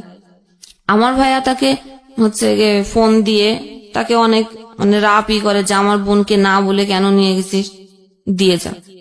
পরে সে আমাকে ওই স্টেশনেই নামাই দিল, সে আর দিয়ে আসলো না। আবার গেলাম বাড়ি। এই যোগাযোগ হওয়ার পরে আমি তার সাথে তাকে এবার দেখার জন্য আকুল হয়ে থাকতাম বাড়িতে বসে, যে না আমি ওর কাছে যাবই। এই যাওয়াটা কতদিন পরে? 7 মাস 7 পরে। মাস পরে। এবং সেটা শুধুই আপনার নিজের ইচ্ছা, ও কোনো না, যোগাযোগ করেনি? ওর যোগাযোগ এবং আপনার করেনি। ভালো লাগা থেকে মানে ওর প্রতি একটা মায়া বা ভালোবাসা তৈরি হয়েছে সেখান থেকে? সেখান থেকে। তারপরে পরে যে বললাম রোজার সময় গেলাম, ইফতারি আনার পরে আমাকে যে এটা বলল যে এটা তুমি না থাকলেও আমার নিজের জন্য এতটুকুই, তুমি আসছো দেখে যে তোমার জন্য যে বেশি কিছু নিয়ে আসছি এটা তা কিন্তু কিন্তু না। ওটা শোনার পরে আমার একটু মানে মনের আঘাতই লেগেছিল যে আমি 7 মাস পরে আসছি, তার ভিতরে কোনো খুশি বা কি। এবং এগুলো তো বলার দরকার নেই, তাই না? সাধারণ মানুষকে আপ্যায়ন করলেও তো যেভাবে করা উচিত সেখানে এই ধরনের কথা বলা আমার উচিত কথা হলো যে তুমি যদি আমার জন্য নাও এনে থাকতা তাও তো এটা বলার দরকার ছিল না। তারপরে আমার বাড়ি থেকে জানতো না, আমি তার না জানাই চুরি করে আসছিলাম তার কাছে, কারণ আমার বাড়ির থেকে নিষেধ ছিল। আবার বাড়িতে গেলাম, তারপর ওখান থেকে আবার হোস্টেলে চলে যাওয়া হলো। হোস্টেলে ওইভাবেই স্বাভাবিক চলতেছিল। এখন তার সাথে টুকটাক মানে কথা হয়, ওই রুমমেটের মোবাইলে ফোন করে, ওইখান থেকেই মানে কথা বলি। ওই সময়টাতে কি বলছিলেন, মানে আবার নতুন করে একসাথে সংসার শুরু করবেন? হ্যাঁ, তার মধ্যে যে তার কথা হলো যে বাবা মাই হচ্ছে আমাদের দুইজনের মধ্যে বড় ফ্যাক্ট। তোমার মাও একটা ফ্যাক্ট আর আমার মা বাবাও একটা ফ্যাক্ট। আমরা তো দুইজনের জায়গা থেকে ঠিকই আছি। আর আমি তোমার সাথে যা কিছু করেছি আমার বাবা মায়ের জন্য আমি তোমাকে কিছু করতে পারি নাই, কারণ তাদেরকে অখুশি করব কিভাবে। এই কারণে আমি সবসময় নীরবতা পালন করতাম, ভাবতাম যে হয়তো এটাও হতে পারে। তারপরে হচ্ছে সে চাকরি পেল ইউনিয়ন পরিষদ সচিব। আচ্ছা। সেখানে তার প্রথম পোস্টিং হলো যশোরের মনিরামপুর থানা। আচ্ছা। সেখানে সে বাসা নিল, আমি তো হোস্টেলেই আছি। আমাকে বলল যে এরকম আমি বাসা নিচ্ছি, আমার বাসায় এসে দেখে যেও। আচ্ছা ঠিক আছে, একদিন যাব। আমাকে ঠিকানা দিল যে এরকম এরকম। তো একদিন সকাল বেলায় আমি মানে বৃহস্পতিবার হলে সবাই বাড়ি চলে যেত, তা আমিও বৃহস্পতিবার বাড়ির নাম বলে আমি রওনা দিয়েছি। অভয়নগর থেকে ওইখান থেকে ভিতরের থেকে মনিরামপুর যাওয়ার অনেক কাছে। আমি ভোরবেলা যে হাজির হলাম সেই ঠিকানা মতো নক করলাম, দেখলাম সে ঘুমের থেকে উঠছে। তো বললো যে আসতো তো থাকো, থাকতে বলছে। আমি একবারেই থেকে গেছি যে আমি আপনি একটা সুযোগ চাচ্ছিলেন যে কোনো ভাবে ওর সঙ্গে থাকা। যেহেতু আমার বাড়ি থেকে যে বারবার বলতেছে যে তোমার খরচ, পড়ালেখার খরচ তো কে বেয়ার করবে, এখন সে চাকরি পাইছে, তাকে বলো। থাকলাম সেইখানে। সেই যে মানে আমাকে আনার আগে যে ফোনে যেই কথা যে যতটুকু ভালোভাবে যে আমরা আবার এক হব, বা যেই ভালো যে আমাদের কোনো আমরাই ঠিক আছি, বাবা মার ফ্যাক্ট ছিল, কোনো সমস্যা না। থাকলাম সেই পুরনো এগুলো আবার নতুন করে আবার শুরু হলো। এর মধ্যে আমার তো ইন্টার পরীক্ষা সেকেন্ড টাইম দিব। সেকেন্ড টাইম আমি আমার মতোই পড়েছি, তার কাছে হেল্প নিই নাই। ওই যা আগে পড়া ছিল সেটা নিজে নিজে পড়েছি। ওখান পড়ার পরে আমি পরীক্ষা ওর ওইখান থেকেই আমি ওই অভয়নগর যে পরীক্ষা দিতাম। 2টা পরীক্ষা দিয়ে ওখানে থাকলাম। সেই একই অবস্থা, টর্চার, মারধর। তারপরে একদিন আমাকে কি মনে হলো যে শবে বরাত, চলো শবে বরাতে একা একা নামাজ পড়বা, তোমাকে দিয়ে আসি যশোরে হচ্ছে খুব ভালোভাবে এত মিষ্টি করে যে দিয়ে আসলো আমাকে। আমের সময় ছিল, আম টাম কিনে দিল। ওই যে দেওয়ার পরে আর কোনো যোগাযোগ নেই। আমাকে বললো যে তুমি হচ্ছে সুজির বরফি বানাও, আমি সন্ধ্যার সময় আসবো। সেই সন্ধ্যা আর হয় নাই, সে আর আসলো না। তাকে ফোন করা হলো, যে কোনোভাবেই বললো যে না আমি যাব না তোমাদের বাড়িতে, গেলে তোমার মা এসেই বলে আমি যাব না, তুমি এখানেই থাকো, আমার বাসায় আসার দরকার নেই। সে বলছে সে সকালে দিয়ে আসছে। ওইটা বলার পরে আমি ওই সময় বলার পরে আমি তখনই আবার বাসে উঠে চলে গেছি এখানে। সে অফিস থেকে ফিরে এসে দেখে আমি বাসায়। কি ব্যাপার, তোমার না বললাম যে তুমি আসবা না এখানে, তোমার রেখে আসলাম, তুমি কেন আসলে? এই আবার শুরু হলো। তারপরে আমার মাকে একদিন ডেকে নিয়ে আসলো, আমার মাও এসে আমাকে নিয়ে যেতে পারে নাই, আমি যাই নাই। তারপরে হচ্ছে আমি মানে এমন সিচুয়েশন তৈরি করলো যে আমি একাই মানে চলে গেলাম বাড়িতে। যাওয়ার পরেও আমার আম্মা দেখলো যে না, আমি মানসিক ভাবেই মানে খুব তখন হচ্ছে আমার খাওয়া দাওয়া বন্ধ হয়ে গেল, গলায় খুব ব্যথা। কি হয়েছে, ডাক্তারের কাছে নিয়ে গেল, ডাক্তার বলল যে গলায় ইনফেকশন হয়েছে, ওষুধ দিল, কিছুতেই যায় না, পানি ছাড়া আর কিছুই খেতে পারি না। এত অবস্থাই হলো, তাকে বারবার বলা হলো, সে আসলোও না, দেখতেও আসলো না, খোঁজও নিল না। না নেওয়ার পরে এখন অবস্থা করুণের দিকে যাওয়ার পরে আমার কাকা হচ্ছে আসলেন, সে একজনের একটা হুজুরির কাছে নিয়ে গেলেন। নেওয়ার পরে ওইখানে অনেক টাকা পয়সা নিছে। নেওয়ার পরে উনি ওইখানে দেখে টেকে আয়না ভারণ দেয়, দেখে উনি বললেন যে আমার শ্বশুর বাড়ির থেকে আমাকে গলায় বান মারা হয়েছে, যে আমি যাতে মানে মারা যায়। কি বললো এটা? ওই কবিরাজ। আচ্ছা, এখন এই বানটা কে মেরেছে? আমার শ্বশুর বাড়ি, শাশুড়ি, ননদ, এটা বললো আমার আপনাকে? হাজবেন্ড, মানে সবাই বলছে যে Okay. সবাই একসাথে এই কাজটা করছে। আর ও হচ্ছে সংসার করতে চায় না, ওর হচ্ছে গিয়ে অনেক কিছু নেওয়ার আশা ছিল, ও সেটা পায় নাই দেখে ও আমার সাথে এরকম আচরণ করছে। এটা ওই কবিরাজ বললো। এটা আমার মার মনে হচ্ছে খুব ভালোভাবে ধরলো, মানে বিশ্বাস হলো যে না, তাহলে এটাই ওষুধ যখন কাজ করতেছে না, তাহলে মনে হয় এরকম। তার ওইখান থেকে ওই লাগাতার এই জিনিস নিয়ে আসে, পানি পড়া, দোয়া লিখে দেয়, সেগুলো কি বলে যে পাখির গোস্ত কি এইসব তো বলে, ওগুলো তার আনতে পারবো না, তাহলে আপনি দেন। এই একবারই 5,000, 6,000, 7,000-এর নিচে নিতেন না তিনি। আচ্ছা, এভাবে আমার ট্রিটমেন্ট 1 বছর করছে। তারপরে বললো যে আপনার মেয়ে মেন্টালি ভাবে ভালো নাই, আর ও যেতে চাইলো, আর আপনার ওইখানে যেতে দিয়েন না। এখন যখন মানে একটু বলতাম যে আমি যাব ওইখানে, আমি কেন আমার সাথে এটা করলো, আমি এটা শুনবই করব, আমি ওইখানে যাবই, তখন ওই যে বলছে যে আর যেতে দিয়েন না। আমি যখন জোর করলাম তখন আমাকে বাড়ি থেকে শিকল দিয়ে বেঁধে রাখা হলো, আমাকে যেতে দিবে না, কোনোভাবে যদি আমি চলে যাই। এ কারণে এরকম তার কাছ থেকে ট্রিটমেন্ট করতে হতে 1 লাখ টাকা খরচ করছে আমার মা। এই তাবিজ যে রিসে গেল, রেজাল্ট বেরোলো, গড়ে মিলে হচ্ছে বি গ্রেড, মানে 3 এরকম। এ মাইনাস আর হলো না, এ মাইনাস এক্সপেক্ট করেছিলাম যে হতে পারে, তারপরে হলো না। এরপরে হচ্ছে ফ্যামিলি থেকে বললো যে তোমার তো এখানে আর যাওয়া যাবে না, তুমি হচ্ছে কি ডিভোর্স করে দাও।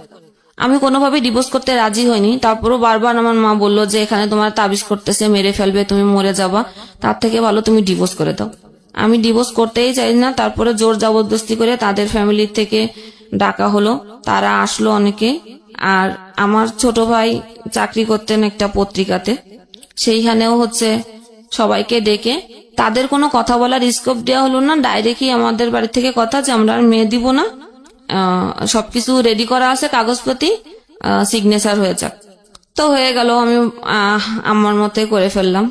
করার পরে আমি বাড়িতে হচ্ছে খুব মানে মানসিক ভাবে ভেঙে ফেললাম, এতটাই আমি মানসিক ভাবে হয়ে গেলাম যে আমি আম্মাকেও ঠিক মতো ভালোভাবে চিনতে পারতেছিলাম না। এরপরে নিয়ে যাওয়া হলো যে মানসিক ভাবে যখন চিনতে পারতেছি না, কাউকে ভালো মতো কথা বলতে পারতেছি না, ডাক্তারের কাছে মানে মেন্টালি যে ডাক্তার থাকে, পাবনার ডাক্তার, যেটা হেমায়তপুর থেকে আসতেন যশোরে, সেখানে দেখানো হলো। ডাক্তার সেখানে ট্রিটমেন্টের মধ্যে কি ওষুধ দিতেন জানেন না, শুধু ওষুধ খেয়ে ঘুমই হতো, ঘুমাই থাকতাম। তারপরে আস্তে আস্তে যখন ঘুমের ওষুধটাও এক প্রকার, একশো সময় মনে হতো যে এটা না খেলে আমার ঘুম হচ্ছে না, নেশার মতো হয়ে ওটা গেছে। নেশার মতো হয়ে গেল। তখন আমি আমার নিজের থেকে আমি এটা বাদ দেওয়ার চেষ্টা করলাম, কিন্তু আমি বাদ দেওয়ার চেষ্টা করলে আমার মানে বাসার থেকে জোর করে খাওয়াই দেওয়া হতো যে না, ও ঘুমায় থাকো। এরপরে ভাবা শুরু করলাম যে কি করা যায়, নিজেকে তো আর এইভাবে বসায় রাখলে তো হবে না। আমি যদি এই 2টা সার্টিফিকেট নিয়ে, আমার ব্যাকগ্রাউন্ড এটা হলো, আমার ডিভোর্স হয়ে গেল, এইটা নিয়ে আমি এখন কোথায় যাব? এমনিতেই আমাকে পড়ার খরচ দিতেই চায় না, কোন রকম শেষ করলাম। যেখানে এক্সপেক্ট ছিল যে ইন্টার শেষ করে আমি মেডিকেলে একটা চান্স নিব, যেটা আমার বান্ধবীরা সবাই হচ্ছে মেডিকেলে চান্স পেয়েছে, সেখানে ফার্স্ট টাইম ওরা চান্স পেয়েছে, আমি সেকেন্ড টাইম ওদের পিছে পড়ে গেলাম। সেটা আমি হয়তো পাবো, কিন্তু রেজাল্ট ভালো না থাকার কারণে আমার আর সেটা সুযোগ হলো না। তখন ভর্তি পরীক্ষার জন্য ট্রাই করা শুরু করলাম, আর নিজেকে এন্টারটেইনমেন্ট দেওয়ার জন্য বাড়িতে তো টিভি ছিল না, ওখানে যশোরে শুধু এফএম শোনা যেত 2টা স্টেশন। এন্টারটেইনমেন্টের জন্য আমি রেডিও এফএম শুনতাম, ওকে, গান শুনতাম। আমার ফ্যামিলি থেকে তো এটা নিষিদ্ধ ছিল, অনেক হেডফোন কেটে কেটে ফেলে দেওয়া হয়েছে। আমি এমন একটা অ্যাডিক্টেড হয়ে গেছিলাম এফএম এর প্রতি যে আমি ঘুমাইতেও এই কানে সবসময় থাকতো। কানে থাক। আচ্ছা মোহনা, তারপর? এরপরে ভর্তি পরীক্ষা দিলাম বিভিন্ন ভার্সিটিতে।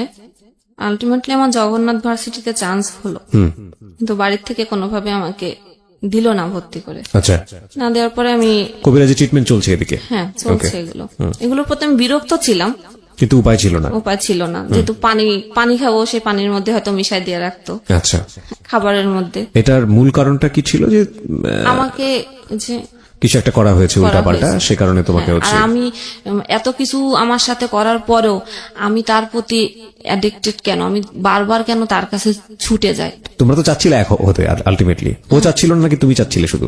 তার কথা হলো যে সে কেন ডিভোর্স দিবে, সে কখনোই মুখ থেকে এটা বলবে না, তাহলে তো তার অনেক টাকা দেওয়া লাগবে। তুমি ডিভোর্স দিয়েছো? তারা আসছিল, হ্যাঁ, কিন্তু আমাদের ঈশ্বর থেকে তাদের কোনো স্কোপ দেওয়া হয় নাই। আচ্ছা আচ্ছা, না দেওয়ার কারণে মিউচুয়াল যে সামনাসামনি। আমার প্রশ্নটা হচ্ছে যে আকর্ষণের জায়গাটা কি শুধু তোমার জায়গাটা থেকে ছিল নাকি তারও ছিল? তুমি যে তার কাছে বারবার যাচ্ছ? না, আমারই ছিল, একদম সলো তোমারই একতরফা। এই কারণে তোমার ফ্যামিলি ট্রিটমেন্ট করাচ্ছে, কবিরাজি ট্রিটমেন্ট, তোমার কিছু একটা করেছে যে কারণে তোমার এই আজকে অবস্থা। ওকে, হ্যাঁ বলো। আমি সবসময় এক্সপেক্ট করতাম যে আমার মা আমাকে অনেক ভালোবাসবে, তার কাছ থেকে আমি অনেক আদর স্নেহ পাবো, তার কাছ থেকে আমি মানসিকভাবে ইন্সপায়ার হব সে আমাকে। কিন্তু আমার মায়ের কাছ থেকে আমি এটা কোনোভাবেই পেতাম না। তখন আমার মধ্যে আরো অন্যরকম কাজ করা শুরু করলো। আমাকে আমার লাইফে এত কিছু হয়ে গেল, এখন তো আমি আরো বেশি এক্সপেক্ট করি যে আমাকে বেশি আদর করবে, বেশি কিছু দিবে, কিন্তু আমি সেটা আর পাচ্ছি না তার কাছ। আম্মুই তো আমাকে বারবার বললো যে এরকম পরিস্থিতি থেকে বেরোনো, তুমি ডিভোর্স দিয়ে দাও। এখন এই পরিস্থিতি যশোর দক্ষিণবঙ্গের আমাদের এখানে বড় মাইকেল মধুসূদন বিশ্ববিদ্যালয় কলেজ, সেখানে চান্স পেলাম কেমিস্ট্রিতে। দিকে ডাক্তার যখন পাবনার ডাক্তার দেখাইছিলেন, উনি বলছিলেন যে তুমি আর মাথায় ব্রেনটে চাপ নিবা না, আর কোনো পড়াশোনা টোটালি বিরত থাকো, পড়াশোনা এখন আর করো না। কিন্তু আমি পড়ালেখার জন্য নিজেকে তৈরি করতেছি যে না, আমাকে এর মধ্য থেকে বেরোতে হবে, তাই আমাকে পড়তে হবে। সে যে কলেজে পড়তো আমি ওই কলেজেই ভর্তি হয়েছি। মানে আপনার এক্স হাজবেন্ড যে কলেজে পড়তো? যে কলেজে সে এতদিন পড়ালেখা করেছে, আচ্ছা, আমি সেই কলেজেই ভর্তি হলাম। তো কলেজে আমি যেতে পারতাম না। আমি তখন ফোন, এরপরে আমাকে ফোন দিছে ফার্স্ট ইয়ারে থাকতে, ওই ফোন নম্বরটা ছিল। এমন কোনো জায়গা নাই যে আমার ফোন নম্বরটা সে ছড়ায় নাই, এমন কোনো লোক নাই যে আমাকে আমি নতুন কলেজে, আমি কলেজের ফার্স্ট গেট থেকে ঢুকলে পিছন থেকে ব্যাক সাউন্ড শুনতাম খারাপ, আজে বাজে কথা বলতো। হ্যাঁ, একসময় প্রথম গেট থেকে ঢোকাই বাদ দিয়ে দিলাম, পিছনের গেটের থেকে ঢুকতাম, পিছনের গেট থেকে ক্লাস করে বেরোয় যেতাম। টিউশনি শুরু করলাম, পড়তেছিলাম। এখন এদের কথার প্রেসার, বাড়ির প্রেসার, আর কলেজের বাইরে রোডে ঘাটে এত প্রেসার, এবং ফোনে মানুষের এত টর্চারিং, ফোন করে বলে যে আপনার রেট কত, এইগুলো বলতো ফোন করে করে। এইগুলো আর নিতে তখন দেখছি যে না, আমার পক্ষে একদম ভাইরাল করে দিচ্ছে আমাকে যে আমি একটা খারাপ মেয়ে। এইগুলোর প্রেসারে আমি একদম মানসিকভাবে আরো ভেঙে পড়ি, চলে আসলাম কলেজ ট্রান্সফার করে ঢাকাতে। এই চাপগুলো, সামাজিক এইসব চাপের কারণে? আচ্ছা, তখন সেকেন্ড ইয়ার শেষ করেই আমি মিরপুরে চলে আসি, বাংলা কলেজে ট্রান্সফার হয়। আমার বড় ভাই থাকতেন তো ঢাকাতে, তার কাছেই আসলাম। আসার পর একটা কিন্ডার গার্ডেনে ঢুকলাম। কিন্ডার গার্ডেনে আসলে বেতন কত তো জানেন, 1,000 টাকার বেশি দেয় না। ওখান থেকে 2টা টিউশনি, ইনকাম ছিল 4,000 মাসে। ভাইয়াকে দিতে হতো ঘর ভাড়া 2,500, খাবারের জন্য 1,500। সে আমাকে ফ্রি খাওয়াবে না। জি, আপন ভাই, বড় ভাই, আমার থেকে 10 বছর সিনিয়র। কদিন পরে শুরু হলো যে ভাবির দিক থেকে আমার জন্য খরচ বেশি হয়ে যায়, খাওয়াতে পারবে না, এখানে এটা করে কেন তোমার বোন, ওখানে ওটা। আমাকে ডিরেক্টলি বলে না, আমার ভাবির সাথে আমার কোনো তর্ক হয় না, কিন্তু ভাইয়ের সঙ্গে হচ্ছে। ভাইয়ের সাথে বলে। ভাই এবার ওইটা ফোন দিয়ে আম্মাকে বলে, আম্মা ফোন করে আমাকে, কথা ঘুরে আমার কাছে আসে। আচ্ছা আচ্ছা। আমার কথা হলো যে আমি তো অবুঝ না, আমি তো বুঝি, আমাকে বলো যে এটা এই সমস্যা, তুমি এটা এভাবে করো না, এটা এইভাবে করো, শেষ। এত ডাইভার্ট করে এসে কথা। এক সময় ভাবি একদিন দেখি কান্না করতেছে বিকেল বেলা। কি হয়েছে ভাবি তোমার? কিছুই বলে না। রাত্রে এসে মানে ভাইয়ার সাথে সেই গ্যাঞ্জাম। পরে আম্মু আমাকে ফোন দিয়ে বলে যে তুমি আলাদা হয়ে যাও। কেন, কি হলো? যে তোমাকে খাওয়াতে পারবে না, তোমার ভাইয়ের সংসারে অশান্তি হচ্ছে তোমার জন্য। আচ্ছা আচ্ছা। ঠিক আছে। আমাকে বই কেনার জন্য আমার খালাতো ভাই আমাকে টাকা দিয়েছিলেন 2000। তো আমি আর বই না কিনে ওই সময় হাড়ি পাতিল চাল টাল যা লাগে ওগুলো কিনে নিয়ে আসছি। ওইগুলো কিনে নিয়ে আসার পরে সে সন্ধ্যের সময় আসলো, রোজা, সেদিন সেকেন্ড রোজা। ভাইয়া সন্ধ্যের সময় আলাদা হয়ে গেলাম একদিন, সে একদিনে কোনো খোঁজ নিল না, তার রুমের সাথেই রুম, খোঁজ নিল না যে আমার বোন যে আলাদা হয়ে গেল, সে কি রান্না করলো, কি খেলো, কোনো কথা নেই। সন্ধ্যের সময় এসে বলতেছে যে আমাকে টাকা দে। আমি টাকা দিব মানে আমি টাকা কোথায় পাবো? সে আমাকে ওই টাকা চাওয়ার জন্য যে কথা বললাম, সে আমাকে এত মারলো। ছোট ভাই? আমার বড় ভাই, যে তার সাথে খায়। তো ঘরে আলনা ছিল, আলনা ভেঙে ওই কাঠ দিয়েই আমাকে মারলো। এই কানে এমন একটা থাবা মারলো যে কানের পর্দাই ফেটে গেছে। ও আর কি বলতেছে এরপরে আমি আর কিছুই শুনতে পাচ্ছি না, কারণ এক কান তো বন্ধ হয়ে যায়, আরেক কানও বন্ধ হয়ে গেছে, দুই কানে আর কিছু শুনতে পারতেছি না। ও তো আমাকে মারতেছেই। আমি মানে একদম মানে শুনতে না পারলে আমি কি রিয়াক্ট করব? আমি আর রিয়াক্ট করতে পারছি না। মারটার খেলাম। ঘর যেভাবে মানে টাকা খোঁজার জন্য একটা মানুষের ঘরে ডাকাতি করলে ঘরের যে অবস্থা করে, ও সে অবস্থা করছে ঘর। আচ্ছা। এবার ছোট ভাই তো তারাবি পড়তে গেছে, ও এসে দেখে যে ঘরের এই অবস্থা। কি হয়েছে? বললাম টাকা চাইছে, আমি দিইনি দেখে আমার সাথে এই বিহেভ। পরে আম্মাকে ফোন দিল। আম্মা আসলেন ঢাকা থেকে, এই যশোর থেকে ঢাকায় আসলেন, কিন্তু আম্মা কোনো রিয়াক্ট আর করলেন না যে কেন করলো এই। ডাক্তার তখন দেখলাম কানের থেকে ব্লিডিং হচ্ছে। ব্লিডিং হওয়ার পরে বুঝলাম যে আমি কেন শুনতে পাচ্ছি না। এরপরে ডাক্তার দেখালাম পিজিতে। কান দেখে বলেছিল যে আর মানে পর্দা জোড়া লাগবে না, কিন্তু লেগে গেছে কোনো কারণে। ওখান থেকে এবার আমাদের বলা হলো যে বাসা চেঞ্জ করে চলে যেতে। তা আমার এক কলিগ আমাকে বাসা দিলেন, বললো যে মেয়ে কলিগ, ওনার বাসা বললো ছোট একটা রুম আছে, তুমি আমার বাসাতেই থাকো, সমস্যা নেই। থাকলাম এখানে। এবার ওইখান থেকে চাকরিও চেঞ্জ করে আমি মিরপুরেই চলে আসলাম, দারুসালাম থানার এদিকে চাকরি। এখানেও আরেকটা স্কুলেই আসলাম। 4th ইয়ার পরীক্ষা শেষ হলো। তো আম্মু বললো যে অনেকদিন তো থাকছিস, আয়। মানে আমার মার কথা হলো যে আমি মা, আমি সন্তানের মানে ভালোর জন্য করতেছি, যা করতেছি এটাই রাইট, তোমার কথা বলার কোনো স্কোপ নেই, বা আমার যে কি ইচ্ছা এরকম কোনো ইচ্ছা প্রকাশ করার মতো জায়গা নেই। আচ্ছা। তখন আবার সেই একই ওইরকম নোংরা কথা টুকটাক বলেই। আমি ওই নোংরা কথাগুলো আমি কখনো মানে করতে পারি না। ওই যাওয়ার পরে একই অবস্থা। এরপরে আমার একদিন রাগ হলো, আমি তাকে বলেই বসলাম যে আমার যে ডিভোর্স হলো, আমাকে তো কিছু টাকা দিয়েছিল, মানে কাবিনের যে টাকা। এখন তো যখন আমি এই কথাটা বলি তখন 2013 সাল, আমার ডিভোর্স হয়েছে 2007 সালে। তা এত বছর আমার টাকা তো আমার মা আমার কাছ থেকে বলেই বলছিল, কিন্তু টাকাটা আমার হাতে দেয় নাই, তাদের কাছে দিছেন। আমাকে বললো যে তোমার ওই টাকাটা নিয়ে আমি ঘর তৈরি করতেছি, আর তোমাকে একটা মানে ডিপোজিট করে দেবো তোমার ভবিষ্যতের জন্য। কত টাকা ছিল? 65,000 টাকা দিছিলেন। আচ্ছা। আমার মা সেটা দিয়ে ঘর তুলছেন, তোলার পরে ভাড়া তার মতো সে চলে। আমার জন্য কোনো ডিপিএস করে নাই সেটা আমি জানি না, কারণ আমি মাকে বিশ্বাস করছি। তখন তার কাছে আমি টাকা চেলাম, সে সেম, আমার মাথা নষ্ট হয়ে গেছে।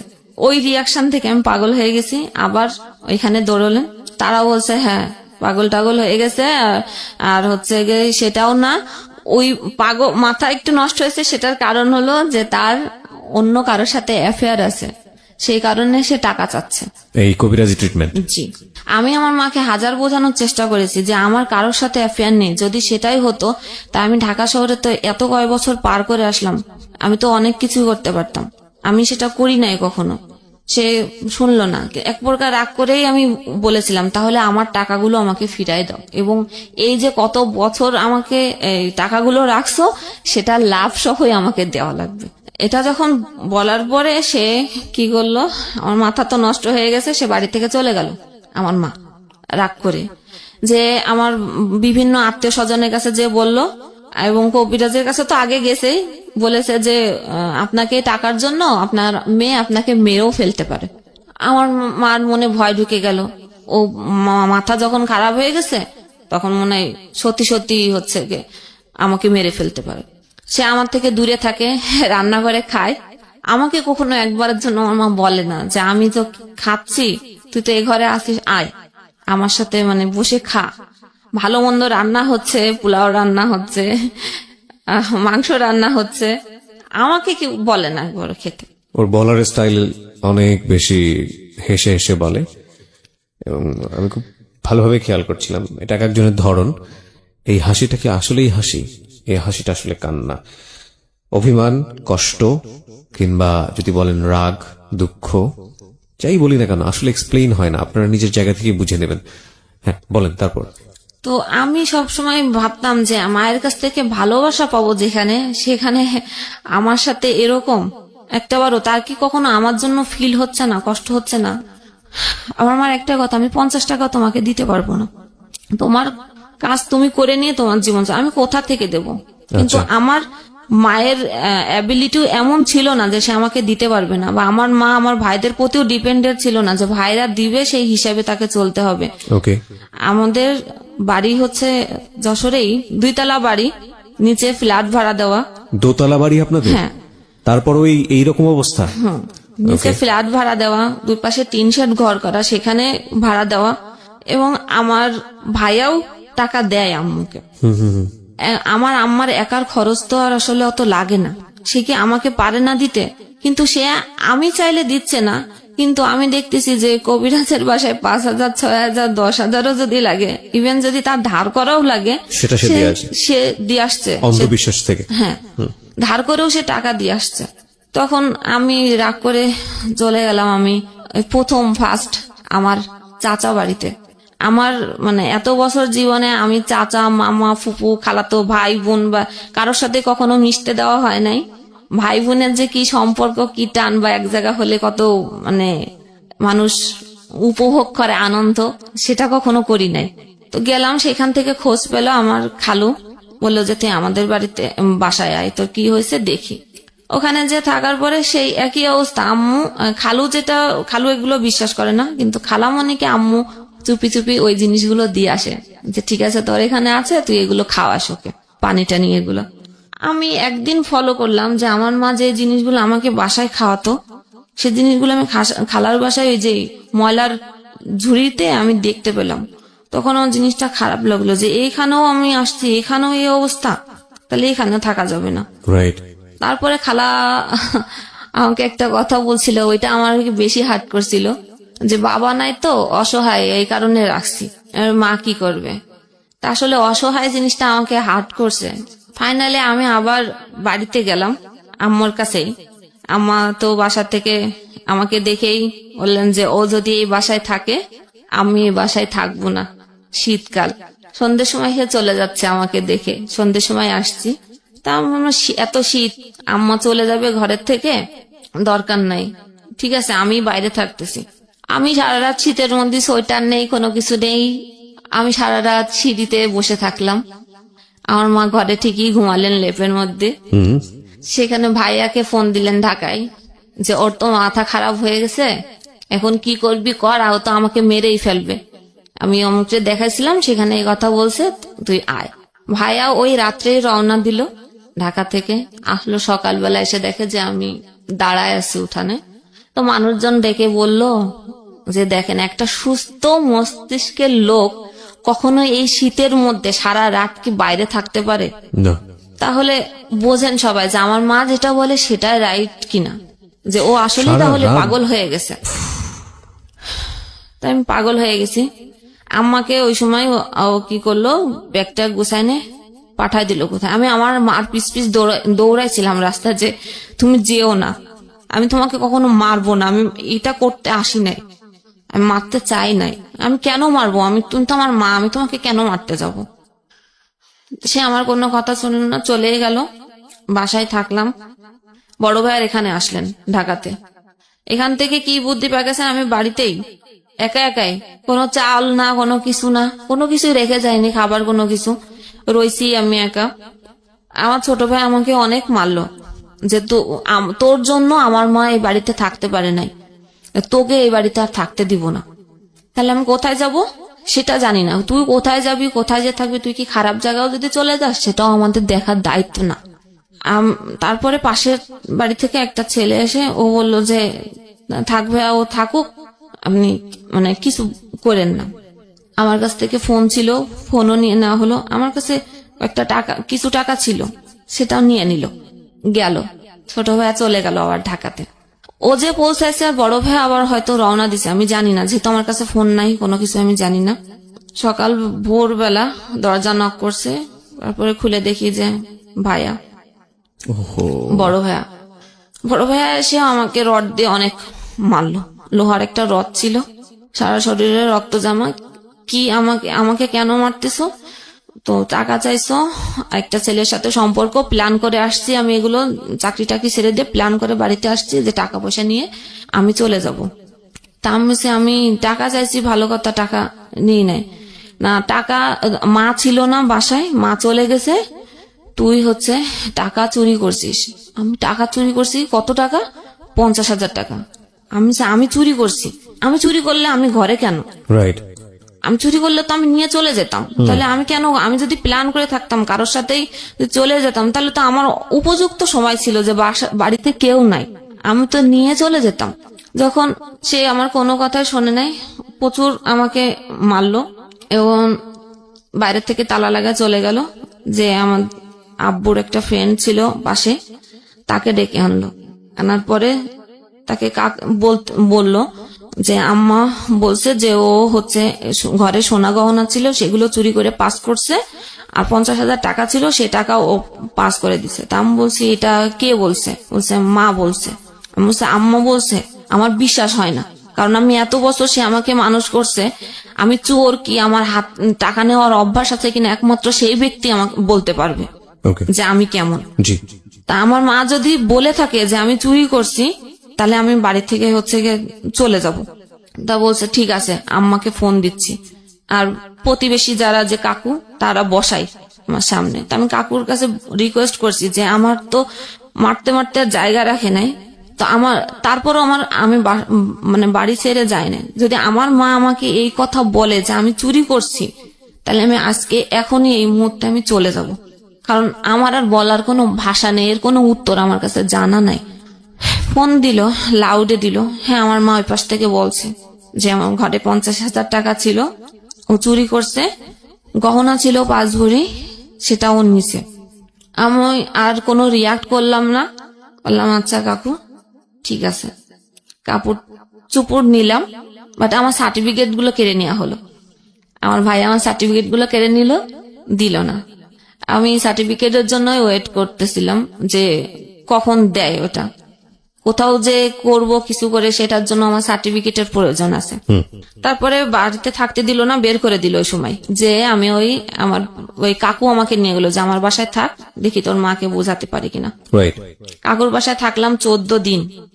আমার মা ঢাকা থেকে। এই ভাসমান জীবনের পরিণতি আসলে শেষ পর্যন্ত কোথায় গিয়ে দাঁড়ায় সেটা একটা প্রশ্নই বটে। তবে বিরতির সময় তারপর হ্যাঁ, সে কাকুর বাসায় 14 দিন থাকার পরও আম্মু আর মানলো না, বললো যে ও থাকলে কোনোভাবে আমি বাড়িতে থাকবো না। তারা অনেকভাবে বললো যে আপনার মেয়ে, এটা তো ছেলে না, নিজের মেয়ে।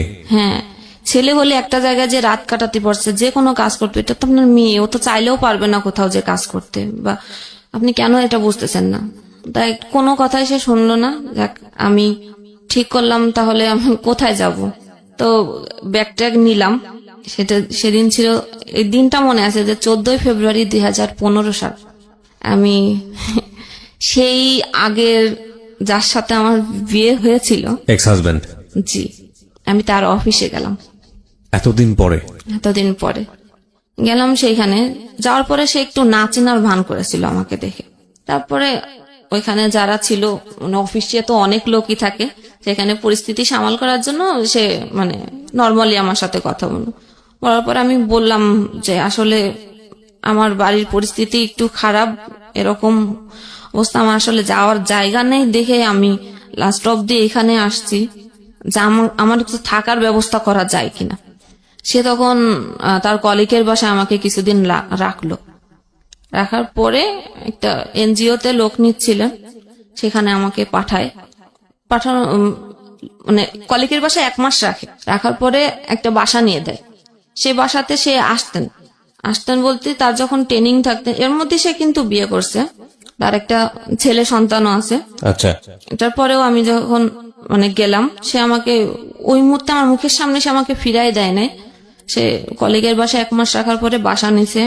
সে যখন খুলনাতে বিভিন্ন ট্রেনিং এ যেত তখন ওইখানে যে থাকা লাগতো, সেই সময়টা আসতো আমার বাসায় থাকতো। মানে আপনার সঙ্গে একটা হাজবেন্ড ওয়াইফ সম্পর্ক সেই সময়টাতে ছিল। সে যেখানে রাখছে সব জায়গায় তার ওয়াইফ পরিচয় দিয়ে রাখছে, এবং অফিসে যখন গিয়েছি সে কিন্তু বলে নাই, যে সে যখন পরিচয় করায় দিছে আমার ওয়াইফ। হ্যাঁ, আমার ওয়াইফ। 3 মাস পরেই ওই এনজিও চাকরির জন্য আমাকে পাঠায়। সেখানে যখন ভাইবা দিতে যাই, ওই ভাইবাতে ছিল একজন আপু, যে আমাদের এক বাড়ির পরেই তার বাড়ি।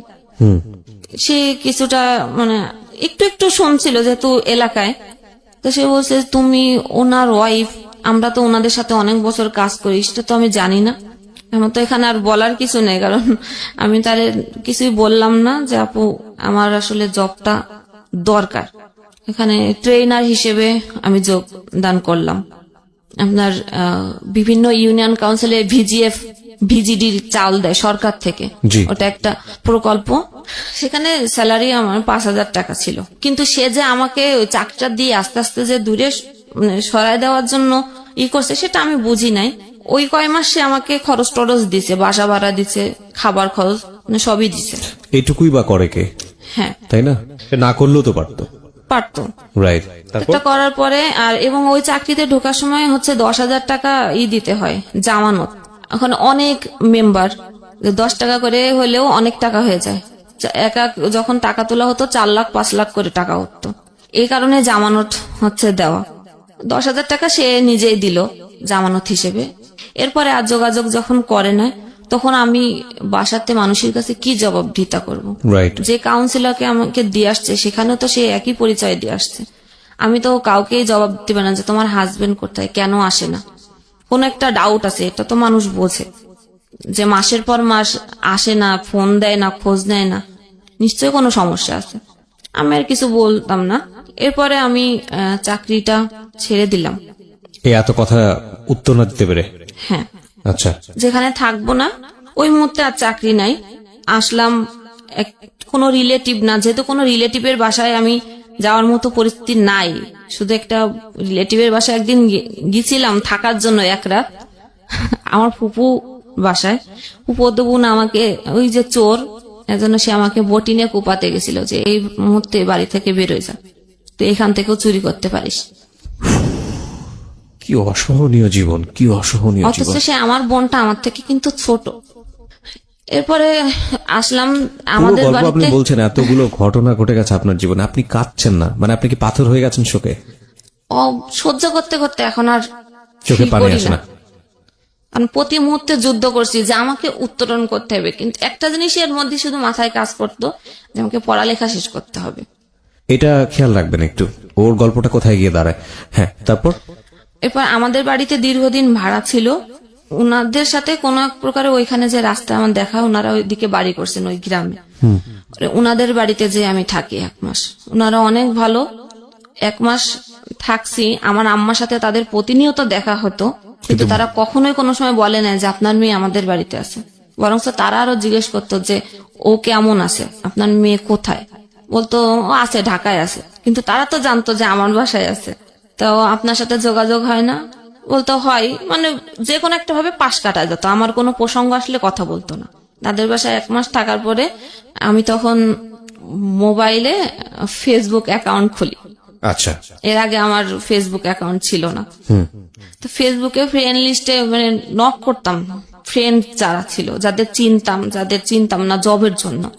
ফাইনালি একজন আমাকে বলল যে হ্যাঁ জব দিতে পারি, শর্ত আছে। কি শর্ত? টেক অ্যান্ড গিভ, যেটা এখন চলে, সবাই জানে যে টেক অ্যান্ড গিভ কি। তো আমি সেই মুহূর্তে ভাবলাম যে আমি কখনো এত কষ্ট ফেস করছি, কখনো এইরকম কোন নোংরা জিনিস আমার মাথায় কাজ করে নাই। কিন্তু আমাকে তো জবের এখন দরকার। তখন আমি মানে রাজি হলাম, কিন্তু আমার মনে ছিল যে আমি জবটা নিব, তারপরে আমি তাকে টেকনিক্যালি অ্যাভয়েড করে যাব, এরকম কোনো ইস্যু, মানে আমি তার সাথে 2 নম্বরই করব, এটা এরকম একটা ইচ্ছে। আচ্ছা, ফাইনালি আমি আবার ঢাকায় আসলাম। তো যেদিন আমি মানে ঢাকায় আসছি সবকিছু নিয়ে, আমি ঢাকায় এসে কোথায় থাকবো, কোথায় উঠবো আমি নিজেও জানি না। রাত্রে রওনা দিলাম। অন্য সময় আমাদের ওদিকে হচ্ছে ফেরি পার হতে হয়, নদী ঘাট পার হতে হয়, অনেক জ্যাম থাকে। রাত্রে রওনা দিলে সকালে ফেরিতে ওঠে। ওদিন কোনো জ্যাম নাই, পুরো এসে রাত 2টার সময় নামাই দিছে কলাবাগান। এখন আমি কোথায় যাব? ওখানে মনে হয় সম্ভবত স্কয়ার হাসপাতাল। আমি হাসপাতালেই বসে বসে ভাবতেছি যে এখন আমি কি করব। আমাকে তো যে জবের জন্য আমাকে ডাকছে ওইখানে আমার ইন্টারভিউ দিতে যেতে হবে। ফোন টিপছি আর ভাবছি যে কি করব। ফোন টিপতে টিপতে একটা ভাইয়ার নাম্বার চোখে পড়লো। আমার বান্ধবীর বিয়েতে যে পরিচয় হয়েছিল বরযাত্রীর, ওইখান থেকে আমি তার নাম্বার নিয়েছিলাম। সে আমার নাম্বার জানে না, যে আমি ঢাকায় থাকি, কখনো যদি ঢাকায় যাও দেখা করো, এরকম। ওই নাম্বারে আমি ফোন দিলাম, দিয়ে বললাম যে ভাইয়া আমি তো এরকম ঢাকাতে আসছি, আমার একটু প্রবলেম আছে, আপনি আমাকে একটু থাকার জায়গা ম্যানেজ করে দিবেন, টাকা পয়সা নিয়ে আপনার হেল্প করা লাগবে না, জাস্ট একটু থাকার ব্যবস্থা। সে বললো ঠিক আছে। তখন ভোর ভোর হয়েছে। সে বললো যে আমি আসছি। সে থাকে ফার্ম গেটে। সে রিক্সা নিয়ে আসলো, এসে আমাকে নিয়ে গেল তার বাসাতেই, এটা ব্যাচেলার বাসায়। ব্যাগ রেখে আমি ফ্রেশ ট্রেশ হয়ে আমি গেলাম জবের ইন্টারভিউ দিতে, টেকনিক্যাল। ওখানে যাওয়ার পরে বললো যে আপনি কালকের থেকে জয়েন করেন। আচ্ছা, জবটা হয়ে গেল, যেহেতু যার লিঙ্কে আমি আসছি, ওখানে যে ম্যানেজার ছিলেন ওটা ওনার বন্ধু ছিলেন। তা আমি যথারীতি চাকরি করছি, ওনার সাথে আমি আর দেখা করি না।